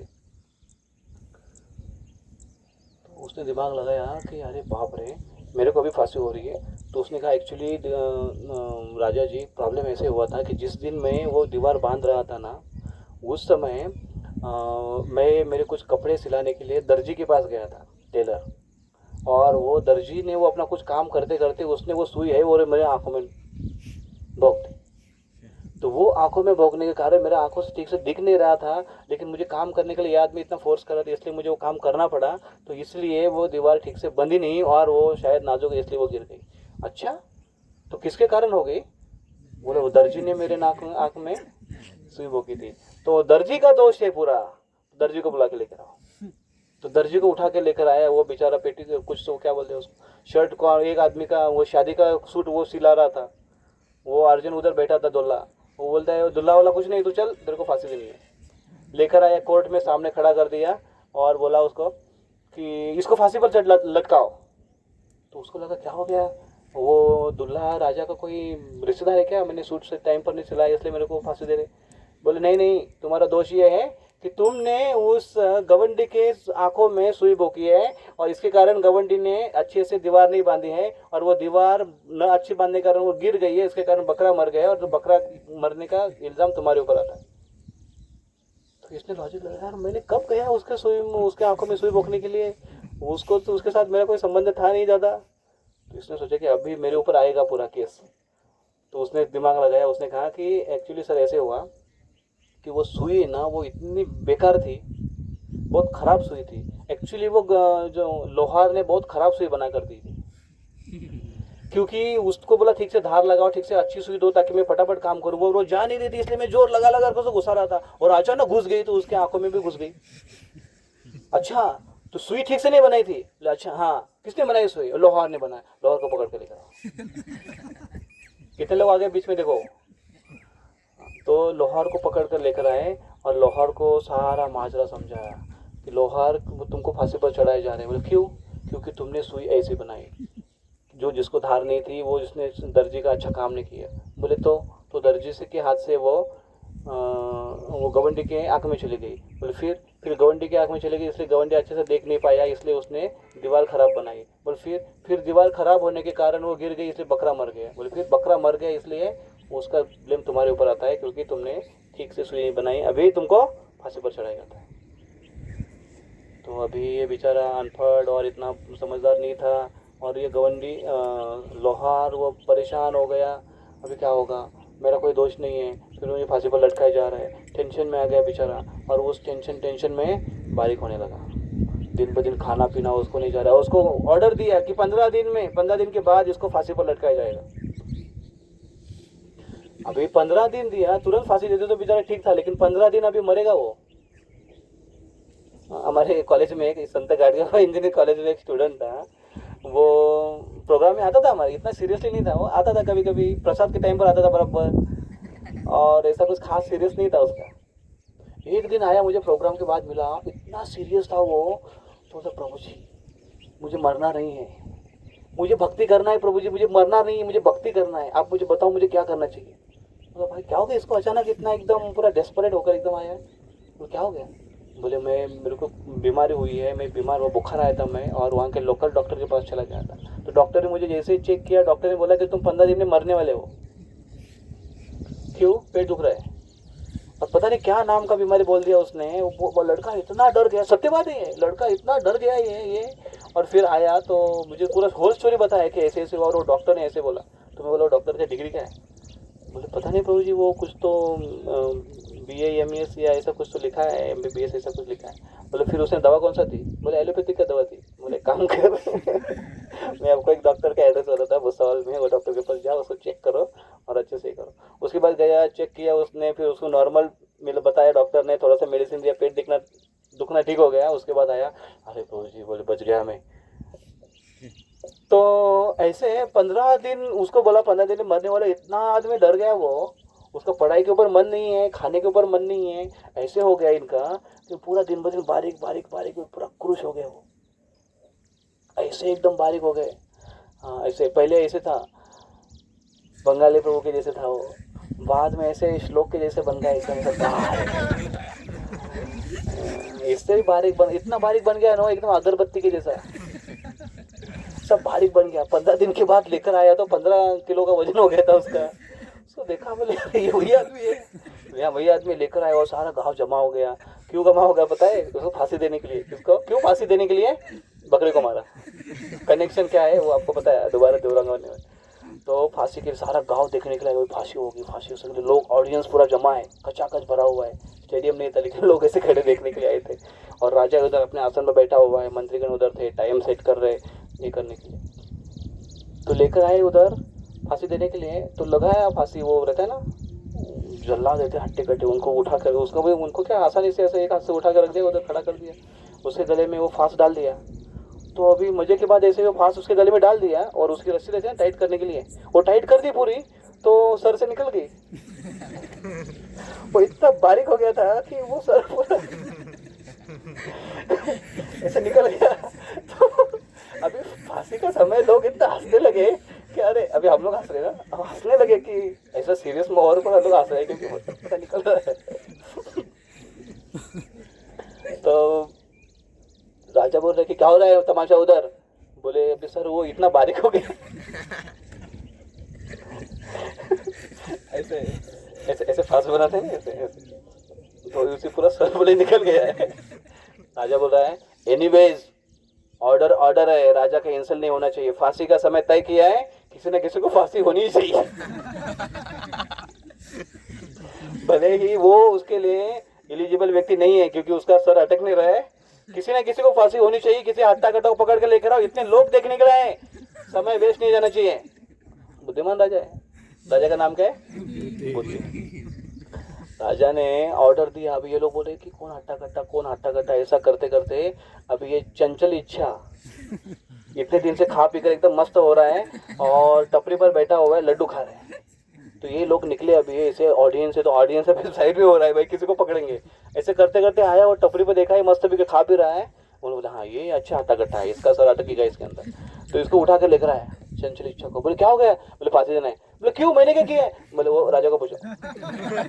लेकर आए उधर, उधर सामने खड़ा कर दिया, उसके अंदर फांस डाल दिया। बोले क्या हुआ, मैंने क्या किया है? बोले हुआ ऐसे। क्या हुआ? फिर वो स्टोरी पूरा। और फिर ये अभी आदमी बारीक हो गया है, इसके अंदर फांस अटक नहीं रहा है, इसलिए फांसी किसी ने किसी को देनी है, राजा का ऑर्डर है, वो वेस्ट नहीं जाना चाहिए, इसलिए तुमको फांसी देना है। तो ये मन में इसके पूरा उसके गुरु का जो संवाद है पूरा उसके मन में घूम रहा है। क्या मैंने बोला तुमको, ये इस राज्य के वातावरण ठीक नहीं लग रहा है, यहाँ पर रहना उचित नहीं है, यहाँ से निकलना चाहिए हमको। उसके मन में वही चल रहा है, मन ही मन प्रार्थना कर रहा है, गुरुदेव बचाओ, गुरुदेव बचाओ, गुरुदेव बचाओ, ऐसे मन ही मन में प्रार्थना कर रहा है वो। और इतने में उनके गुरुदेव को मैसेज मिलता है, इसको उठा कर लेकर गए राजा। तो उनको समझ में आया कि कुछ ना कुछ गड़बड़ हो जाएगी, ऐसे राज्य में क्या अपेक्षा है। तो गुरु आए, क्या नाम? प्राज्ञबोध। वो आए इधर और उन्होंने कहा तो ये मामला है, उनको समझ में आया, होल स्टोरी उनको समझ में आया ऐसे, और इसके वजह से मेरे शिष्य को भी बलि बना रहे हैं लोग। तो उसने वो वहाँ पर आए राजा के सामने, उनको कहा राजा को, राजा प्लीज़ मेरी एक दरख्वास्त है आपसे, क्योंकि आपका कहना है कि किसी न किसी को फांसी होनी चाहिए, तो आप बेटर है कि आप मुझे फांसी दो और इसको, ये मेरा शिष्य है, इसको आप छोड़ दो। और उसने शिष्य की तरफ देखकर इशारा कर दिया, शिष्य गुरु ने। तो उसको समझ में आया कि, इतना समझ में आया उसको कि शांत बैठ, चुपचाप जो मैं करता हूँ वैसे कर, बीच में कुछ बड़बड़ मत करना, क्योंकि अगर ये बोलेंगे गुरु मैं फांसी जाता हूँ तो शिष्य जाने देगा क्या? नहीं जाने देगा ना, क्योंकि अपने गुरु को बचाने के लिए वो करेगा, क्योंकि गुरु उनको बचाने के लिए कुछ कर रहे हैं। तो इसलिए वो शांत बैठे, वो कुछ नहीं बोले, चुपचाप उधर खड़ा है शिष्य। और गुरु बोल रहे कि उसके बदले आप मुझे फांसी पर लगाओ, मैं फांसी पर जाने के लिए तैयार हूँ। तो राजा ने देखा, राजा ने थोड़ा दिमाग लगाया। एक बार मैंने दिमाग चलाया और वो चलते चलते इतना दूर चला गया कि वापस आया ही नहीं। ऐसा राजा ने दिमाग चलाया।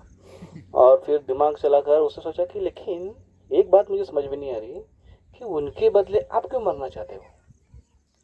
ठीक है, शिष्य होगा, शिष्य तो बहुत होंगे आपके, उसके बदले आप क्यों मरना चाहते हो। उन्होंने कहा एक्चुअली उसमें मेरा स्वार्थ है। गुरु ने कहा, बोले क्या स्वार्थ है, बताओ, भेद बताओ। बोले उसमें भेद ये है कि अकॉर्डिंग टू एस्ट्रोलॉजी, आज के पंचांगन के अनुसार और मुहूर्त के अनुसार, आज का दिन और अभी का ये समय, एक्चुअली आप बहुत बुद्धिमान है इसलिए शायद वो आपने बराबर सेट किया होगा, यही समय यही दिन। तो राजा बोले हाँ हाँ, लेकिन आज का ये जो मुहूर्त और समय है ये बेस्ट और प्रॉपर समय है इसके लिए कि इस समय जो व्यक्ति मरता है वो अगले जन्म में पूरे पृथ्वी का राजा बनेगा। ऐसा आज का मुहूर्त है। तो क्या बात कर रहे हो। और हमारे राज्य में किसी ज्ञानी व्यक्ति ने हमको बताया नहीं है इस खबर। और वो देखने लगे सारे उनके जो बुद्धिमान लोग थे राजा के, उनकी तरफ, और जो पंचांग देखने वाले थे ब्राह्मण थे, और किसी ब्राह्मण ने मुझे बताया नहीं खबर, मुझसे छुपा के रखी। ऐसा हरगिज नहीं होगा। और अगले जन्म में पूरे पृथ्वी का राजा बनने का हकदार केवल मैं हूं, राजा बोला। और इसलिए कोई फांसी नहीं चढ़ेगा, उसकी फांसी निकालो, मैं ही फांसी चढ़ूंगा, ये मेरी आज्ञा है। राजा की आज्ञा है कि उसको राजा को फांसी चढ़ाओ। राजा को फांसी चढ़ा दी। राजा को फांसी चढ़ा दिया, चंचल इच्छा को छोड़ दिया। और रास्ते पर जब निकले तो चंचल इच्छा और प्रागबोध का संवाद हुआ। प्रागबोध उनको बोला कि ऐसे पहले ही बोला था कि ये जो वातावरण है, ये एसोसिएशन है, ये संघ है, ये मूर्खों का संघ है, गलत लोगों का संघ है। भले तुम्हें केवल 1 रुपए किलो सब कुछ दिखाई देता है, लेकिन उसके पीछे का बैकग्राउंड अगर तुमने नहीं देखा है तो तुम जरूर फंस जाओगे। इसलिए संघ बहुत महत्वपूर्ण है कि कैसे संघ में हम रहते हैं। हम स्वप्नपुर में रह रहे हैं, हम बुद्धिहीन राजा के कंट्रोल में रह रहे हैं, या फिर हम चंचल इच्छा जैसे शिष्य के साथ रह रहे हैं। ये हमको ध्यान में रखना आवश्यक है। लेकिन चंचल इच्छा के साथ में रहते हुए, चंचल इच्छा स्वप्नपुर नगरी में जाने के बाद वो उनके प्रभाव में आ गया, क्योंकि वो भी चंचल इच्छा है। लेकिन वो चंचल इच्छा अपने गुरु के साथ में, प्राज्ञबोध के साथ में रहकर, प्राज्ञबोध के ऊपर कुछ गलत प्रभाव नहीं हुआ। हालांकि वो स्वप्न चंचल इच्छा के साथ संग कर रहा था। क्यों? यस, उसके बाद डिस्क्रिमिनेशन पावर थी, शक्ति थी, बुद्धि, एक बुद्धिशील थे, धर्मनिष्ठ थे और शास्त्र के सिद्धांतों को जानने वाले थे। इसलिए वो भेद कर सकते थे कि क्या राइट, क्या गलत, क्या अच्छा, क्या बुरा। और ऐसे समय में, ऐसे वातावरण में अगर हम संग करते हैं तो हमें उसका लाभ होता है। तब हम धर्म का पालन अच्छे से कर सकते हैं। कर्म का पालन किस लिए करेंगे? कर्म धर्माय। अभी हमने श्लोक की एक लाइन देखी है, कर्म धर्माय। तो कर्म धर्माय करने के लिए कठिनाइयों का सामना होगा, क्योंकि धर्म के मार्ग पर चलते हुए कठिनाइयों का सामना करना पड़ेगा, क्योंकि आप एक आदर्श प्रस्तावित करने जा रहे हैं। लेकिन कठिनाई होने के बावजूद भी अगर हम धर्म का पालन करते हैं, तो धर्म का पालन करने के लिए, ऐसा धर्म का पालन करते हैं तो आप आदर्श घोषित किए जाते हो। आदर्श पुत्र, आदर्श पिता, आदर्श पति, आदर्श समाज के नागरिक, आदर्श कोई उपाधि है वो, आदर्श वर्ण, आदर्श आश्रम। लेकिन उसमें ही अगर बने रहे, लोग बोलेंगे क्या अच्छा स्टूडेंट है, लोग बोलेंगे क्या अच्छा लड़का है, लोग बोलेंगे ऐसा लड़का, लोग आकर कभी कभी माता पिता को बोलते तेरे लड़के जैसा ना लड़का हमको होना चाहिए, ऐसे बोलते, ऐसा लड़का चाहिए, ऐसे लोग बोलते। हमको केवल वैसा लड़का बनकर नहीं रहना, केवल लड़का नहीं, वो अभी एक धर्म का पालन करे, लेकिन उसके बाद क्या आना चाहिए? धर्म क्या आना चाहिए? विरागाय कल्पते। धर्म का पालन है तो धर्म का पालन, धार्मिकता का पालन करने वाला, केवल कर्म कांड का पालन न करे, केवल देवी देवता की उपासना में न लगा रहे, केवल कर्तव्य दक्ष न रहे, वो उसके अंदर वैराग्य होना चाहिए। किस प्रकार से वैराग्य होना चाहिए? उसका वैराग्य इस भौतिक जगत और भौतिक जगत के परे कोई तत्व है, उसको जानने के लिए उसका वैराग्य होना चाहिए। ये मैं कमा रहा हूँ लेकिन ये मेरा नहीं है, ये और किसी सुप्रीम पावर का है, ये उसके मन में होना चाहिए। और ये मन में होते हुए केवल इतना ही, कुछ लोग हैं ऐसे बोलते हैं हम अपना क्या है, अपना तो कुछ नहीं, सब कुछ भगवान ने दिया है, बस भगवान ने दिया है, हम केवल बस का पालन कर रहे हैं। लेकिन भगवान ने दिया है इतना केवल याद है, उसके आगे की स्टेप्स नहीं होती है। भगवान ने दिया है तो भगवान को अर्पण भी करना चाहिए, टोकन में कुछ देना भी चाहिए, कुछ सेवा भी होनी चाहिए, उसके बारे में मन में नहीं रहता है। उसके आगे अगर नहीं बढ़ते हैं तो क्या है वो मृतोपी सह। उसके आगे का स्टेप्स ये है, वैराग्य के बाद, धर्म के पालन के बाद, वो धर्म पालन हमारा अगर तीर्थ सेवया, कृष्ण की सेवा में नहीं लगाते, हम भगवान की सेवा में नहीं लगाते, भगवान की भक्ति में नहीं लगाते हैं, तो जीवन अपि मृतोपी सह। हमारे पास जीवन मिला है लेकिन हम वेस्ट कर रहे हैं, और एक दिन सबको मरना है ना? अब एक दिन सबको मरने की नहीं है ना? पक्का एक दिन सबको मरना है, लेकिन मरने से पहले हमको क्या करना है? भगवान हरि की संतुष्टि के लिए प्रयास करना है, कृष्ण के संतुष्टि के लिए प्रयास करना है। क्यों? क्योंकि मरने के बाद हम कहाँ जाएंगे? क्योंकि हम शरीर नहीं, हम आत्मा हैं, और आत्मा मरने के बाद कहाँ चला जाता है? आत्मा मृत्यु के बाद भगवत धाम एक तो चला जाता है, एक तो फिर भौतिक जगत में फिर से घूमते रहता है, 84 लाख योनि में वो घूमते रहता है। तो आत्मा का प्रवास हमारा अंतिम प्रवास हो, इसलिए हमने प्रयास करना चाहिए, इसलिए भगवान हरि की संतुष्टि के लिए हमने प्रयास करना चाहिए। तो हमारा वैराग्य भी हो तो संतुष्टि के लिए होना चाहिए, भगवान के संतुष्टि के लिए। अभी स्टूडेंट को वैराग्य आया तो क्या होगा?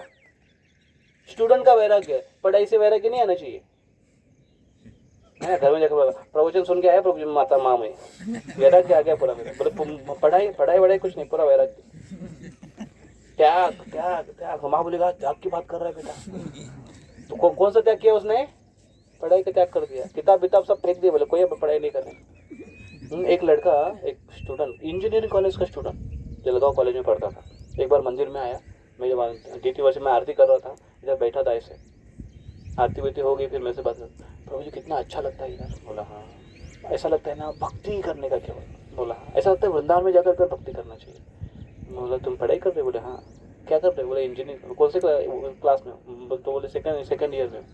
तो सेकंड ईयर में हो और वृंदावन में जाकर उधर एडमिशन लेने वाले? बोले नहीं, भक्ति करने का भक्ति करने का बोले केवल, और कुछ नहीं करना है। वो लोग कॉलेज कौन करेगा? ये सब भौतिक है प्रभु जी, सब माया है, ये भौतिक है, माया है। वो तुम्हारा कर्म धर्म है, कल्पते कर्म का कर्म तुम्हारे धर्म के जैसे नहीं कर रहे। तो मैंने उसको समझाया, वो बोला ठीक है वृंदावन में जाकर भक्ति करोगे, यहाँ पर भी तो कर सकते हो, पढ़ाई करके भी कर सकते हो, कॉलेज करके भी कर सकते हो भक्ति, उधर जाकर भक्ति करोगे कैसे? तो समझाया थोड़ा उसको अच्छा लगा, पता नहीं कैसा लगा उसको, लेकिन बाद में उसका वैराग्य बहुत था। फिर मैंने 2-4 महीने में सुना कि वो कॉलेज छोड़कर वृंदावन चला गया और वहाँ पर गौड़ीय मठ में रहने लगा। गौड़ीय मठ में वो रहने लगा, तो गौड़ीय मठ वालों ने उसको दीक्षा दे दी, माला करता था वो, उसको दीक्षा दे दी, और उसको पूछा कि संन्यास लेना है क्या तुमको? सेकेंड ईयर कॉलेज का स्टूडेंट, संन्यास लेना है क्या? तो बोलते घर में पूछना पड़ेगा। वो घर पर बाद में फिर बेस में रहने लगा, फिर ऐसे टच में। फिर बाद में जब मैं उनसे बात किया तो उसका दीक्षा भी हुआ था और अभी संन्यास के लिए प्लानिंग चल रहा था गौटी में। तो क्या है ये सब चीज़? वैराग्य है, लेकिन इस प्रकार से वैराग्य, ऐसे इस प्रकार से वैराग्य नहीं होना चाहिए। ठीक है, ये इसको बोलते शरारती। ये एक शरारत है बच्चों में शरारती मानते हैं। बच्चा है, शरारत नहीं करे तो क्या करेगा? बचपन में शरारती नहीं करे कब करे? कब शरारती करेगा? है कि नहीं? तो शरारती करो, लेकिन ऐसे धर्माय कल्पते नहीं, अपने धर्म के प्रति नहीं, खुद के धर्म के प्रति नहीं। अभी धर्म के प्रति अगर शरारत करोगे बाद में बहुत महंगा मतलब बहुत महंगा पड़ेगा आपको, पछताओगे बहुत जीवन भर। धर्म हमेशा, कर्म हमेशा धर्म के जैसे होना चाहिए। और वो धर्म अगर हम कृष्ण के सेवा में नहीं लगाते हैं, तीर्थपाद सेवया, तो तीर्थपाद स्टूडेंट का लाइफ है, तो तीर्थपाद सेवाएं कैसे बनाएंगे उसको? पढ़ाई कर रहे हैं तो कृष्ण की पढ़ाई करेंगे, केवल कृष्ण की भी पढ़ाई करेंगे, स्टूडेंट होने के नाते, लेकिन जो पढ़ाई करेंगे वो कृष्ण के सेवा में लगाएंगे। कृष्ण की सेवा में कैसे लगाएंगे? अगर आप स्टूडेंट हो, अच्छे स्टूडेंट हो, कृष्ण के भक्त हो, लोग बोलते हैं यार भगवान के नाम का जप भी करता है, अच्छे स्टोरीज भी बताता है, अच्छा उसका उसको ज्ञान भी है, सत्संग भी करता है, और लोग बोलेंगे कि अच्छा ये कृष्ण का भक्त है। अच्छा बताओ उसको कितना मार्क्स आया उसको? लोग तुरंत क्या पूछेंगे बताए? कितने मार्क्स आते हैं उसके? आप बोलेंगे कि हाँ वो पास हो गया ना, पास। अरे पास नहीं है अभी, कितना परसेंट आएगा बताओ? तो अगर बोले बोले 85 आ गया उसको, अच्छा 85 का डिस्टिंक्शन में, तो बोले 90 है, 90 है, 90 लेता है क्या? 90 है उसको। तो लोग बोलेंगे वाह। तो लोग क्या बोलेंगे, अच्छा मतलब कृष्ण की भक्ति करने से तेरे को इतना ज्ञान मिलता है, इतना तेरे को परसेंटेज मिलता है। तो पूछेंगे उसको कि आपको इतना सारा ये कहाँ से मिलता है, वो इंस्पिरेशन और आपका पढ़े? बोले हम भक्ति कर करना हमारा मन बड़ा शांत रहता है, भगवान की भक्ति करके हमको अच्छा लगता है। तो उनको लगता है कि कृष्ण भक्त बड़े होशियार होते हैं, कृष्ण भक्त बड़े धर्मनिष्ठ होते हैं, कृष्ण भक्त केवल कर्मनिष्ठ नहीं होते, धर्मनिष्ठ होते हैं। तो लोग अप्रिशिएट करते हैं। तो अप्रिशिएशन किसका हो गया? कृष्ण का हो गया। कृष्ण का भक्त है ना इसलिए वो अच्छा हो गया। तो लोग बोले कृष्ण का भक्त है ना, हाँ ये पास ही होगा, ऐसे बोलते हैं। उनको ज्यादा कॉन्फिडेंस देते, कभी कभी हम हमसे ज्यादा उनको कॉन्फिडेंस देते। वैसे बहुत सारे स्टूडेंट है हमारे इसमें। हमारे इसको देखो, क्या है, रोशन रोशन को देखो। रोशन इंजीनियरिंग कॉलेज में पढ़ता था, अपने यहाँ पर नगर पे। तो बेस्ट स्टूडेंट का अवार्ड उसको हर साल मिलता है।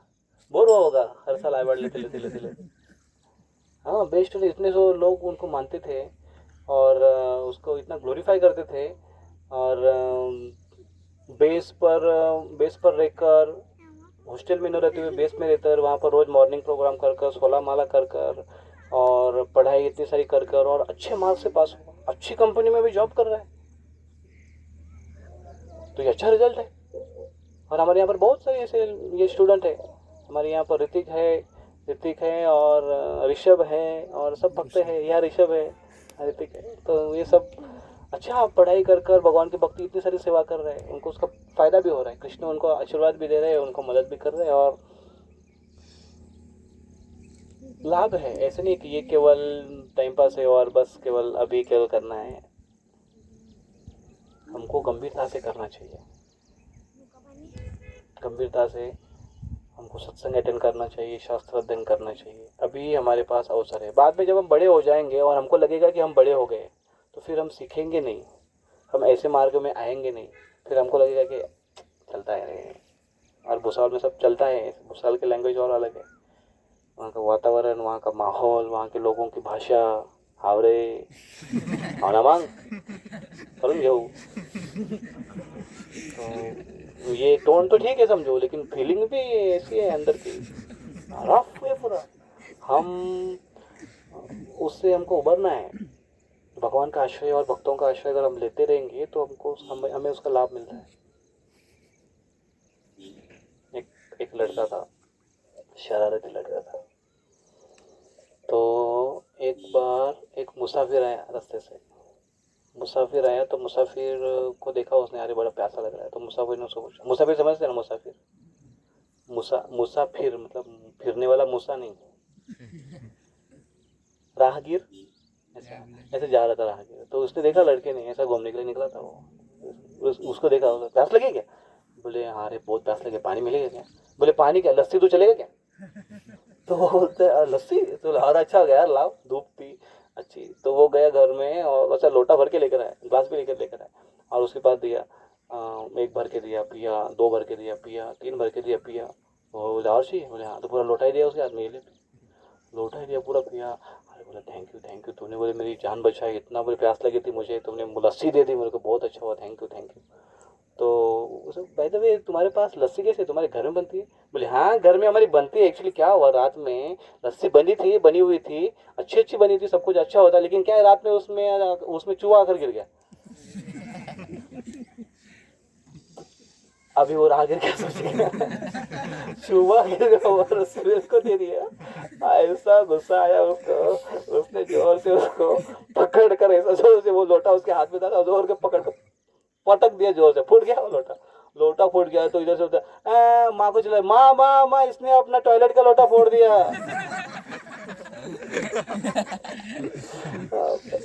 लोटा लाया भी था किस में रहता,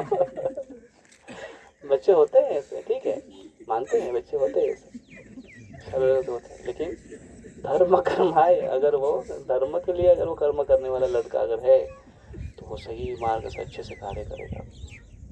तो हमको यहाँ पर देवहूति जी बहुत सुंदर सा उपदेश देती है, हमको समझाती है कि अगर हमको जीवन अपि मृतोपि सह, अगर मृतोपि सह नहीं अमृतों का जीवन हमको चाहिए तो हमारा कर्म धर्म के लिए होना चाहिए, कर्तव्य धर्म के लिए होना चाहिए, और धर्म विरागाय, उस धर्म करने से वैराग्य उत्पन्न होना चाहिए, भगवान के प्रति ज़्यादा निष्ठा हमारी बढ़नी चाहिए।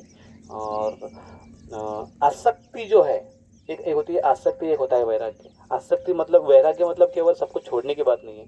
वैराग्य का अर्थ ये है कि अनासक्ति, मतलब जिस चीज़ से हमारी आसक्ति है, टीवी से आसक्ति है, मूवीज से आसक्ति है, स्मार्टफोन से आसक्ति है, व्हाट्सएप से आसक्ति है, इंस्टाग्राम से आसक्ति है, फेसबुक से आसक्ति है, ट्विटर से आसक्ति है, यूट्यूब से आसक्ति है ना, बहुत जगह जगह हमारे आसक्ति है। इस आसक्ति को, इसमें विराग आए कल्प, इससे विरक्ति हमको रखना चाहिए।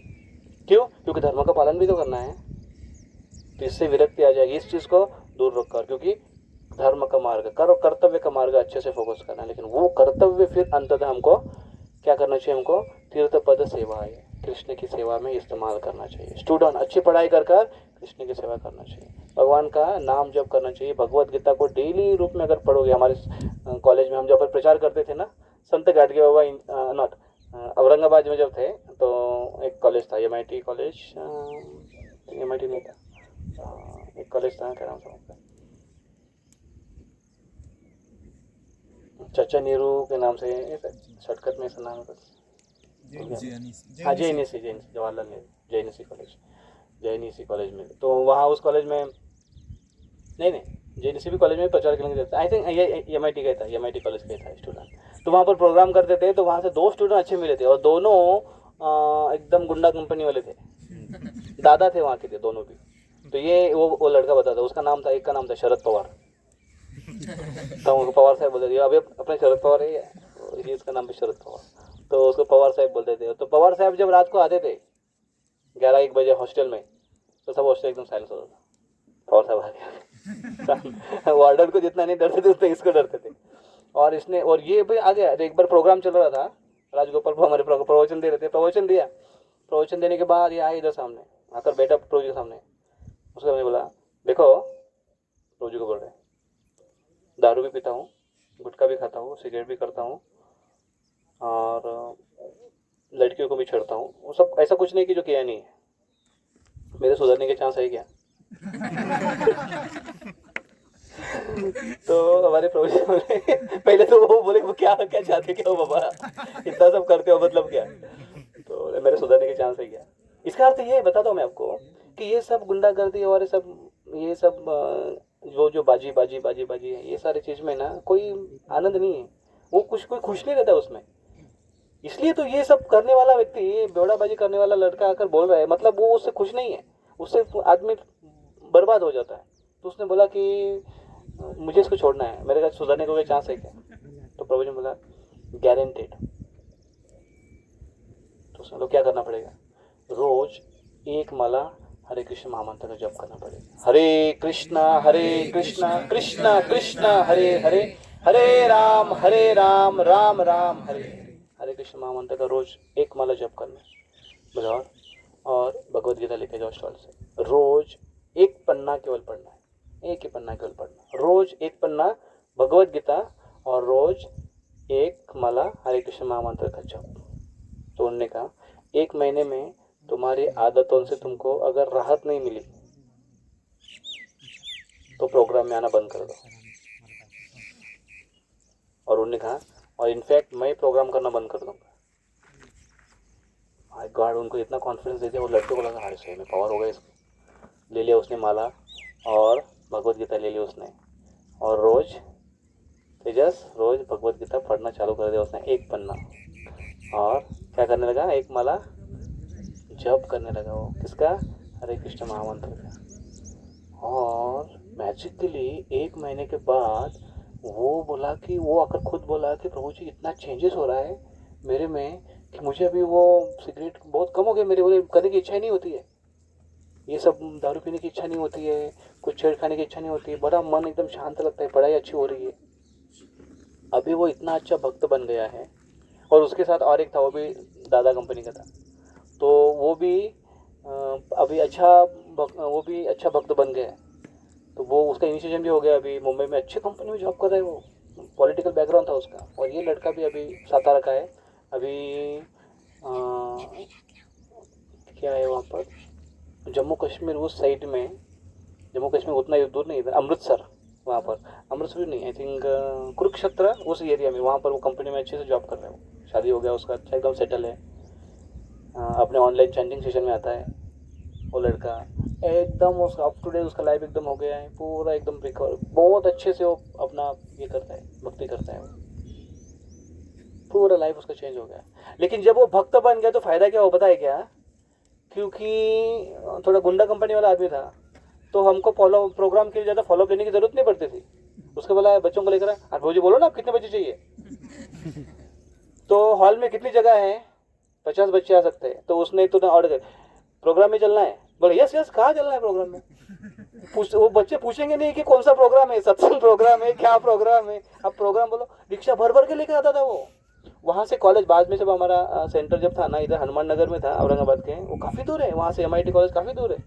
तो वो रिक्शा कर रिक्शा वालों को पकड़ कर बच्चों को भर भर कर रिक्शा में लेकर आता था वहाँ पर। फिर हम लोग उधर कुकिंग करते थे, प्रभु जी क्लास देते थे, और ऐसे होता था हमारा उधर प्रचार। तो ऐसा लाइफ चेंज हो जाता है हमारा। तो भगवान की भक्ति, भगवान का हरिनाम, भगवान की सेवा बहुत पावरफुल है। और ये हमको इसका लाभ लेना चाहिए। ये हमें ना केवल हमको ये अच्छा वैष्णव भक्त बनाएगा, लेकिन हम अच्छा स्टूडेंट बनाएगा, अच्छा धर्म पालन करने के लिए हमको हेल्प करेगा।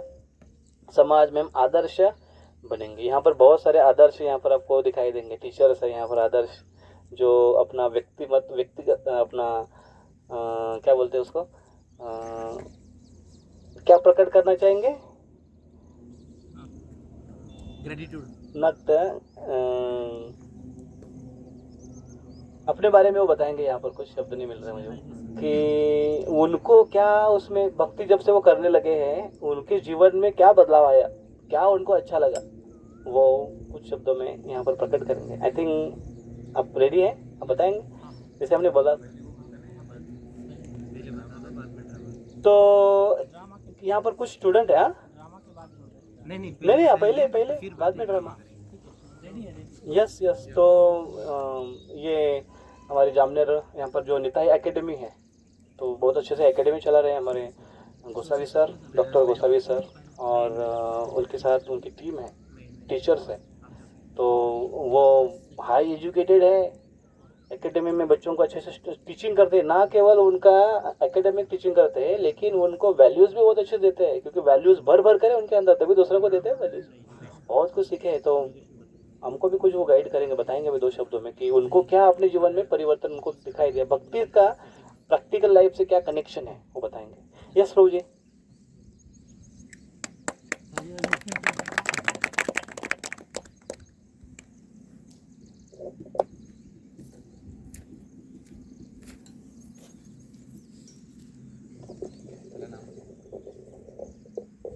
Hare Krishna. So my name is Vaibhav. I am from Nashik. मैं नासिक से हूँ और मैंने ग्रेजुएशन किया है बीटेक इन बायोटेक्नोलॉजी। तो मैं पुणे के सिंहगढ़ कॉलेज ऑफ इंजीनियरिंग में था। और पहले तो जब मैं 11-12 तक नासिक में ही था। मैं 5th स्टैंडर्ड से मतलब मिलिट्री स्कूल में था मैं। तो मिलिट्री स्कूल का ड्रेस अलग होता है, ये ड्रेस पूरा अलग है। तो वहाँ पे हमको कैप और पूरा मिलिट्री का ड्रेस होता था। और 5th से 10th तक मिलिट्री स्कूल में था। मेरी इच्छा भी थी, लेकिन मैथ्स मेरा उतना स्ट्रांग नहीं था, तो मैं NDA क्रैक नहीं कर पाया। तो उसके बाद मैंने 11-12 ऑब्वियसली नासिक में किया। उसके बाद NDA क्रैक नहीं हुआ, लेकिन मेरा AIEEE एग्ज़ाम था, उसमें काफ़ी अच्छे मार्क्स आए थे मुझे। तो उसके बाद मैं इंजीनियरिंग में, तब सिंहगढ़ का नाम काफ़ी अच्छा था, तो उस कॉलेज में मैंने एडमिशन ले लिया। वहाँ जाने के बाद सब जो बच्चों के प्रॉब्लम्स होते हैं, मैं भी काफ़ी फेस करता था कि स्टडी में मन नहीं लगना। और 2 चीज़ें काफ़ी पसंद थी, मूवीज़ देखना और क्रिकेट खेलना। तो इंडिया में तो तब की क्रिकेट टीम बहुत फेमस थी, सहवाग, सचिन, गंभीर, धोनी है, सब थे। तो हम लोग वही करते थे दिन, मतलब हमारा ऐसे था कि दिन भर क्रिकेट खेलो, रात को पिक्चर देखो, सो जाओ। लेकिन उसमें क्या हो जाता है कि माइंड काफ़ी डिस्टर्ब हो जाता है, फ्रस्ट्रेट हो जाते हैं हम लोग। तो मैं भी काफ़ी ज़िंदगी में मतलब समा और अदर मेरे पेरेंट्स थोड़े पायस थे, तो उन्होंने रामायण महाभारत ये बुक्स पढ़ने के लिए देते, तो रीडिंग का मुझे हैबिट था, वो एक चीज़ अच्छी थी। तो लेकिन इतना फ्रस्ट्रेशन आ गया था लाइफ में कि क्योंकि लाइफ का कुछ गोल ही नहीं था, ज़िंदगी में क्या करना है और क्यों कर रहे हैं इंजीनियरिंग, ऐसे सवाल आते थे। लेकिन लोगों के साथ चलो ज़िंदगी कट रही है तो चलने दो, इस तरह चालू था। तब कुछ डिवोटिस के साथ मुलाकात हो गई। एक छोटा प्रोग्राम था भगवद गीता के ऊपर, डिस्कवर योर सेल्फ सेशन था, तो वहाँ पे मैं चला गया। और जब उन्होंने पहले ही सेशन में बताया कि गॉड एग्जिस्ट करता है, तो इंडिया में तो सबको पता है कि गॉड एग्जिस्ट करता है, लेकिन कौन है और पता है लेकिन गारंटी नहीं होती। तो कभी कभी भगवान बोल के नहीं बोलते हो, क्योंकि उनको पता नहीं कौन सा भगवान सुनेगा, तो गणपति नाम लेते हैं या कन्फ्यूजन होता है। तो कुछ अगर बाहर का आदमी बोल दे कि तुम्हारे हिंदू धर्म में इतने करोड़ देवता है, तो फिर वो भी प्रॉब्लम हो जाता है, उनको विश्वास उठ जाता है। तो मेरा भी वैसे ही था, मैं मानता था कि कोई भगवान हो सकता है लेकिन चांसेस कम है। तो फिर वो प्रोग्राम में जाने का तो उन्होंने काफ़ी सिस्टमेटिकली बताया। मैंने फर्स्ट टाइम किसी को इतना सिस्टमेटिकली और इतना अच्छे से बताते हुए देखा, और फिर भी विश्वास नहीं हुआ। लेकिन जो लेक्चर देने वाले थे उनके चेहरे पे इतना तेज था कि उनकी तरफ काफ़ी मतलब मैं बात करने चला गया और उनको क्वेश्चन पूछे, और पहली बार ऐसा हुआ था कि कोई भी हर क्वेश्चन का सेटिस्फाइंग आंसर मिला था। तो मुझे काफ़ी अच्छा लगा। फिर भगवद गीता के कुछ कोर्सेज किए, एंड देन मैंने एक देखा कि मेरी जो बैड हैबिट्स थी, ऑब्वियसली मुझे स्मोकिंग ड्रिंकिंग ऐसी बैड हैबिट्स नहीं थी तब तक, लेकिन जो भी टाइम पास करना है, रात को लेट सोना है, माइंड कंट्रोल नहीं, वो सारी आदतें छूटती गई। और स्टडी में मेरा काफ़ी अच्छा मतलब फर्स्ट ईयर इंजीनियरिंग में मैं काफ़ी मेरे मार्क्स बढ़ गए, और मैं सेकंड ईयर इंजीनियरिंग में फिर चैंटिंग करने लगा, ये सब चीज़ें अच्छा होते गया। और फिर मैंने जो ट्रांसफॉर्मेशन देखा खुद के अंदर कि एटलीस्ट मैं जो चाहता हूँ उसकी तरफ थोड़ा तो माइंड कंट्रोल होता है, और स्पिरिचुअलिटी का इंपॉर्टेंस पता चलने लग गया। Then it became and I really became happy in my life. First time I feel that या मैं खुश हूँ। तो उसके बाद फिर मैंने सोचा कि कुछ भी मतलब ज़िंदगी में एटलीस्ट चैंटिंग मुझे कभी छोड़ना नहीं है, चैंटिंग करना है। और ये जो अच्छे लोग हैं, क्योंकि ये दुनिया में जहाँ पे भी गया सब दोस्ती होती है, लेकिन हर एक जन कुछ टाइम के बाद you know everybody is becoming more selfish, सब लोग सेल्फिश बन रहे हैं, एंड ऐसा रियल रिलेशनशिप नहीं मिलता है, या there is no love. Generally mother father होते हैं जो केयर करते हैं, लेकिन बाकी लोग एवरीबडी जस्ट एक डिवोटी ने लेक्चर में कहा था कि मंकी की तरह यू नो मैं मतलब मराठीत सांगतात तू माझी पाठ खाजव मी तुझी पाठ खाजवतो। सो बेसिकली ऐसा रिलेशनशिप है, और ऐसा दिखने को मिलता है कि सच में वो लव नहीं है दोस्ती होती है अच्छी है, लेकिन जब डिफ़िकल्ट सिचुएशन आ जाती है तो लोग उतना हाथ डाल के नहीं बोलते। और इवन ऐसे लोग भी होंगे तो भी एक दिन सबको मरना है, डेथ आनी है, तो फिर ज़िंदगी क्यों जी रहे? ये जो पर्पस ऑफ लाइफ हम लोग क्यों जी रहे हैं? एक दिन अगर मरना है तो लाइफ का गोल क्या है? तो ऐसी चीज़ों के कारण मतलब स्पिरिचुअलिटी का इम्पोर्टेंस पता चला, और उसमें मैंने कंटिन्यू किया। बाद में फिर हम लोग अभी बाद में मैंने टीचिंग का जॉब चूज़ किया, उसमें मैं अभी कंटिन्यू कर रहा हूँ। तो जो भी भक्त लोग हैं और जैसे प्रभु जी है, उनसे हम लोग गाइडेंस लेते रहते। बहुत मिस्टेक्स होती है लाइफ में, लेकिन एटलीस्ट पता है कि कुछ अच्छा गाइडेंस अगर लेते रहेंगे तो हैप्पी लाइफ जीने का यही चांस है। तो कभी कुछ मिस्टेक भी हो गई, कुछ प्रॉब्लम्स भी आ गए लाइफ में, तो रासत्र प्रभु है, बाकी डिवोटीज है, तो इन लोगों से गाइडेंस मिलता है और लाइफ कंटिन्यू होती है अच्छी तरह से आगे। सो एक्चुअली मैं बहुत थैंकफुल हूँ, बहुत ग्रेटफुल हूँ कि मुझे पता है कि अगर मैं कृष्णा कॉन्शियसनेस में नहीं आता, मुझे ये चैंटिंग नहीं मिलती, तो मैं कहाँ होता। बिकॉज मेरी संगत बहुत गलत थी, मैं बहुत मेरे फ्रेंड्स अल्कोहलिक थे इंजीनियरिंग में, आजकल तो बहुत ज़्यादा बढ़ गए ये चीज़ें, लेकिन सब टाइप की चीज़ें करते थे। मैं उनके दोस्ती बन जाती है, लेकिन फिर उनसे छूटकर मैं इतने अच्छे लोगों के संगत में आ गया जो मतलब आज भी मैं इतना कृतज्ञ हूँ। मतलब मैं वर्ड्स नहीं कि कैसे एक्सप्लेन करूँ। मैं कभी कभी सोचता हूँ इसके बारे में कि कितना फॉर्चुनेट हूँ कि ऐसे लोगों का संगत मिला, ऐसा नॉलेज मिला. So thank you very much. This was just हरे हमारे बॉटनी के टीचर. बॉटनी के टीचर. हाँ. इस टीचिंग वही सिंस बहुत लास्ट 8 इयर्स. 8 years. 8 साल से टीचिंग कर रहे हो. यस, हरे बोले.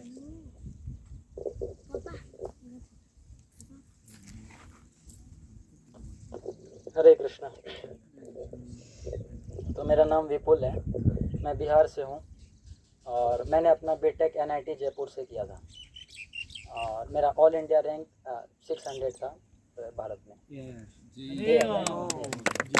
और मैंने मतलब 12th भी मतलब घर से बाहर रह के ही किया था, भागलपुर TNV कॉलेज से. पूरे बिहार में उसका 2nd रैंक आता है उस कॉलेज का और स्टेट में मेरा 11th रैंक था वहाँ पे. और उसके बाद फिर मैंने 2015 में मैंने अपना इंजीनियरिंग कॉलेज चालू किया, मतलब एडमिशन हुआ था NIT जयपुर में. तो इनिशियल फेज में मैं तो हॉस्टल में ही था. तो एक सेमेस्टर बीतने के बाद तो ऐसे ही जैसे यहाँ पे भुसावल के यहाँ पे भी चल रहा है, तो इस्कॉन जुहू का एक सेंटर था कॉलेज के जस्ट पास में. तो वहाँ प्रीचिंग चलता था, ऐसे ही भगवत गीता डिस्ट्रीब्यूशन करना. और वहाँ से कुछ जो डिवोटी थे कॉलेज भी आते थे ऐसे प्रीच करने. तो ऐसे ही फर्स्ट ईयर में थे तो चले आते थे, कोई मतलब रोकने का टोकने का कुछ था नहीं. तो ऐसे ही आए थे और मेरे रूम में एक लड़का था जो पहले से ही कनेक्टेड था, लेकिन मैं उतना फिर ध्यान नहीं देता था, चैंटिंग करता था वो भी. लेकिन हाँ, उसके बहाने से वो आते थे रोज़ रूम में प्रीच करने. तो मैं भी एक दिन ऐसे बैठ गया और फंस गया मैं भी. तो उन्होंने बोला कि ठीक है आप भी बैठो, वो लोग चाहते हैं जितना ज़्यादा सुन सके. तो मैं भी बैठा. तो वो बेसिकली जो हमारे साथ वाले थे वो रोज़ सुबह जाते थे, वो 5-6 बजे सेंटर पे. तो वहाँ मंगल आरती होती थी 7 बजे. तो मैं ज़्यादा इंटरेस्ट नहीं लेता था उसमें. ये फर्स्ट सेमेस्टर मेरा कंप्लीट हुआ था. तो फिर ऐसे ही फिर रोज़ आते थे तो मुझे भी बैठाते थे और थोड़ा श्लोक रीडिंग साथ में और 1-2 माला चैंटिंग.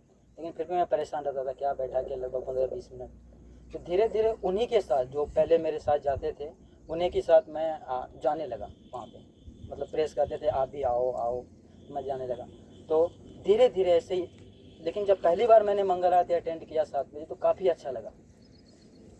उसके बाद फिर मैं भी रेगुलर हो गया. रेगुलर मतलब 7 दिन सप्ताह में, 1 वीक होता 7 दिन में लगभग 3-4 दिन ऐसे में जाता था. तो इससे धीरे धीरे इंटरेस्ट आने लगा. फिर भगवत गीता भी वहाँ और चैंटिंग भी वहीं बैठ के करता था. फिर मेरे साथ वाले जो थे वो बोलने लगे कि जो मेरे दूसरे फ्रेंड थे, उनसे ज़्यादा नहीं था मेरा लेकिन दूसरे वाले थे उनसे. तो वो बोलने लगे कि कहाँ जाता है सुबह सुबह. तो मैं बोलता था कि ज़्यादा नहीं बताता था, लेकिन हाँ ऐसे भगवत गीता का क्लास होती है तो ऐसे हम लोग जाते हैं वहाँ. फिर ऐसे लगातार चलने लगा. फिर वो जो हमारे साथ वाले थे वो बोलते थे कि देख ऐसे करेगा तो बाबा बन जाएगा, पढ़ाई लिखाई होगी नहीं तेरे से. तो फिर मैं भी सोचता था कि बात तो मतलब ऐसे है, लेकिन मैं फिर सोचता ये था कि ये जो है मंगल आरती या चैंटिंग करना बहुत होता है, ये हमारा लगभग 7, 7:30, 8 बजे तक कंप्लीट हो जाता है सुबह 4 बजे से उठ के. लेकिन मैं इन लोगों का देखता था क्या, दिन में ऐसे ही टाइम पास करना, रात में 12-2 बजे तक जगना, थोड़ा बहुत पढ़ लिया, बाकी समय 4th ईयर तक भी कॉलेज में मूवी देखना, गलत चीज़ें देखना, ऐसे इसी में लगा रहता था.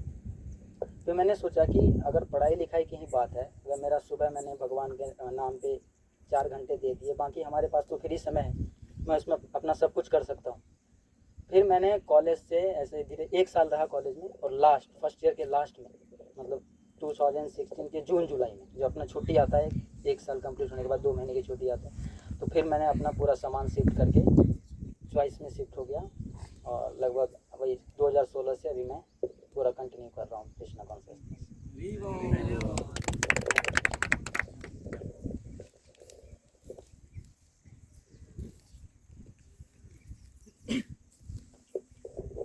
हरे कृष्णा.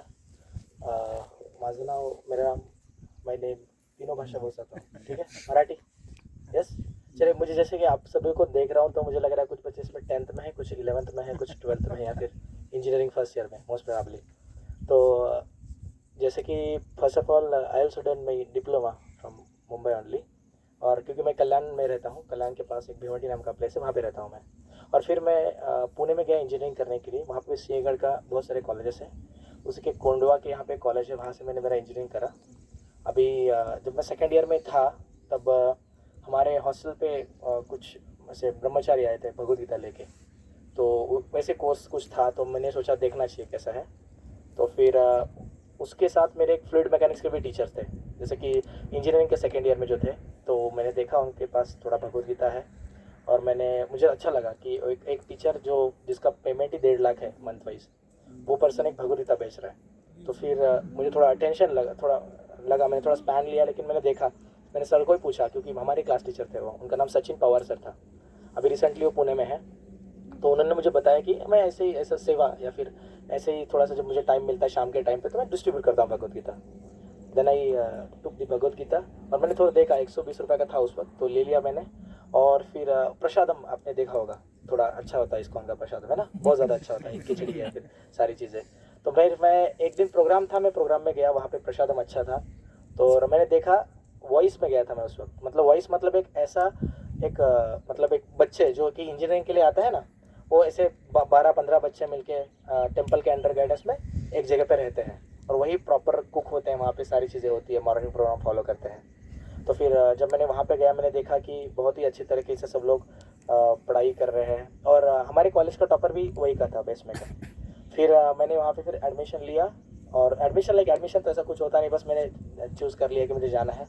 फिर मैं जैसे मुझे फर्स्ट ईयर में एक केटी था, सॉरी सेकेंड ईयर में, क्योंकि मैं डिप्लोमा से आया था, एक केटी था, मुझे थर्मोडायनामिक्स में केटी लगा था कि वो फिजिक्स का पार्ट आता है, अभी मैं वैसे फिजिक्स ही पढ़ा रहा हूँ, लेकिन उसके बाद मैं अच्छा प्रिपेयर कर लिया फिर मैं और फिर थर्ड ईयर में फिर मैं कॉलेज का टॉपर था, फोर्थ ईयर में भी मैं कॉलेज का टॉपर था। लेकिन मतलब वो आप अगर देखोगे तो आप जो मेडिटेशन कर रहे हैं, हरे कृष्णा महामंत्र जब चैंट कर रहे हैं, वो एक तरीके से आपको स्पिरिचुअल बेनिफिट भी देता है, लेकिन एक तरीके से आपको थोड़ा सा आपका बुद्धि बढ़ जाएगा उससे। आप करके देखिए, मैंने भी करा है और मैं भी कर रहा हूँ।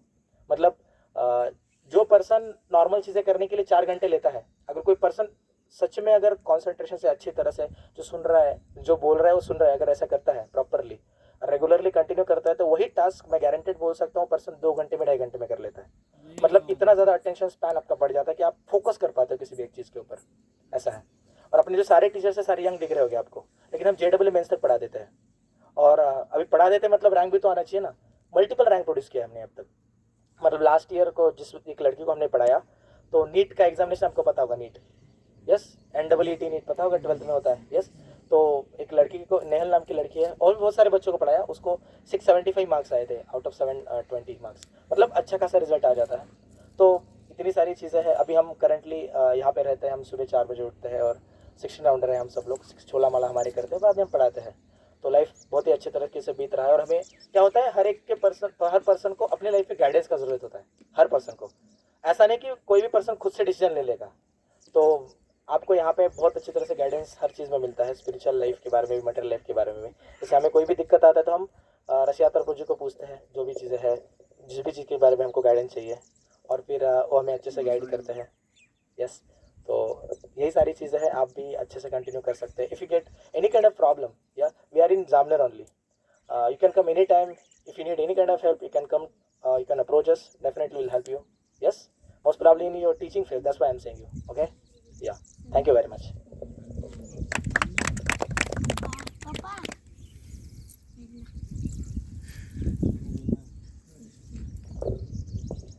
हरे कृष्णा। तो अभी आपने देखा वैभव सर जो बॉटनी पढ़ाते हैं, विपुल सर जो केमिस्ट्री पढ़ाते हैं, और विजय सर जो फिजिक्स पढ़ाते हैं, और एक टीचर है मैथ के Murari sir, he is also from NIT, जो भी नहीं आए क्योंकि आज टेस्ट चल रहा था, तो बच्चों के ऐप में कुछ प्रॉब्लम हुआ, तो वो संभालने के वो मतलब घर पे रुके। तो ये चारों पिलर है नीताई एकेडमी के, ओके, ये चारों पिलर है, लेकिन ये पिलर तो अभी दिख रहे हैं, ओके, लेकिन फाउंडेशन इज मोस्ट इम्पॉर्टेंट। तो नीताई एकेडमी का जो फाउंडेशन है, फाउंडेशन क्या है पता है आपको?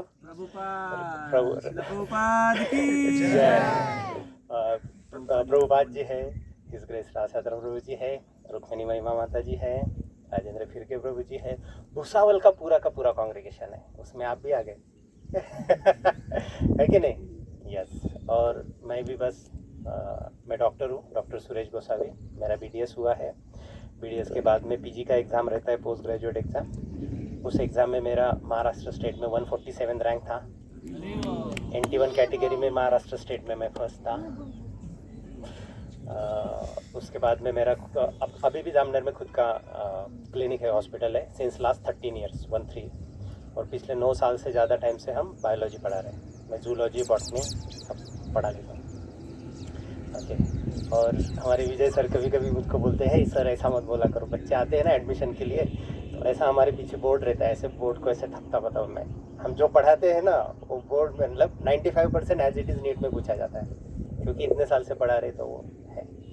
तो सबसे इम्पोर्टेंट चीज़ कि ऐसा हुआ कि कुछ साल पहले मैं रुक्मिणी महिमा माता जी थे उनके घर पे गया, तो माता जी जपा कर रहे थे। तो मैंने उसके पहले एक बात बोलना चाहता हूँ, सच में मैं पोपट पंच हूँ। पोपट पंच माहिती का? थोडंसं आलं की असं खूप सारं बोलतात ना त्या टाईपमध्ये मी आहे। पोपट पंच काही येत नाही पण बोलतो फार।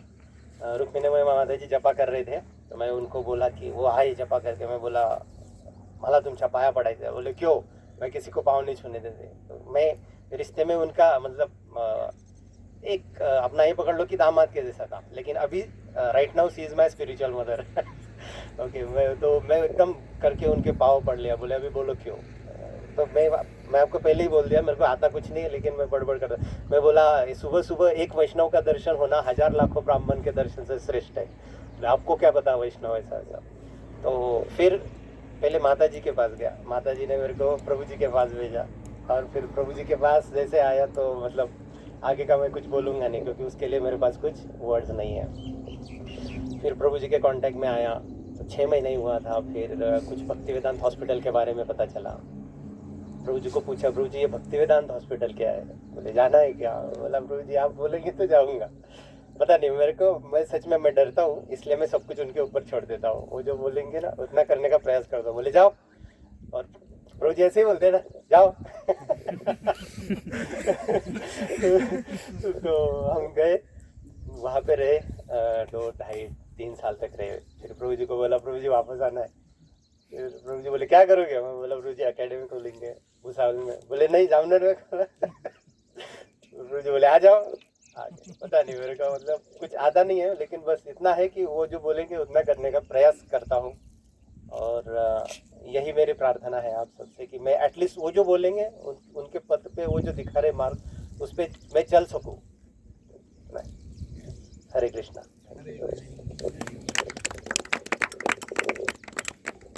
हरि बोल। निताई एकेडमी की जय। निताई एकेडमी भक्तवृंद की जय। वो केवल एकेडमी नहीं है, वो स्पिरिचुअल एकेडमी एक्चुअली। वहाँ पर बहुत कुछ होता है, और हमारे टीचर स्टाफ है, और सुरेश गोस्वामी प्रभु है, वो उसको पूरा संभालते हैं। तो आप लोगों को अगर कुछ पढ़ाई के बारे में कुछ मदद चाहिए तो उनसे संपर्क कर सकते हैं, उनसे डायरेक्टली बात कर सकते हैं, उनको मदद करेंगे। तो नेक्स्ट ड्रामा आप बताओ। ये जगह ठीक नहीं है? यहाँ पे भी हम कर सकते हैं। यहाँ पे अच्छा है, यहाँ पे खुला है, आपको जितना भी चाहिए स्पेस मिलेगा, घूमना है तो। मंदिर में अच्छा नहीं। तो कितना टाइम लगेगा? टाइम कितना लगेगा आपको? नहीं ड्रामा के लिए नहीं, अरेंजमेंट करने के लिए रेडी। नहीं चलो, तो सबके लिए अभी बहुत सुंदर सा एक ड्रामा है। इस ड्रामे के बाद इस ड्रामा में आप क्या सीखे ये आपको पूछेंगे, और आपको उसके उत्तर देने हैं, इसलिए ध्यानपूर्वक सुनिए। थोड़ा ऐसे करके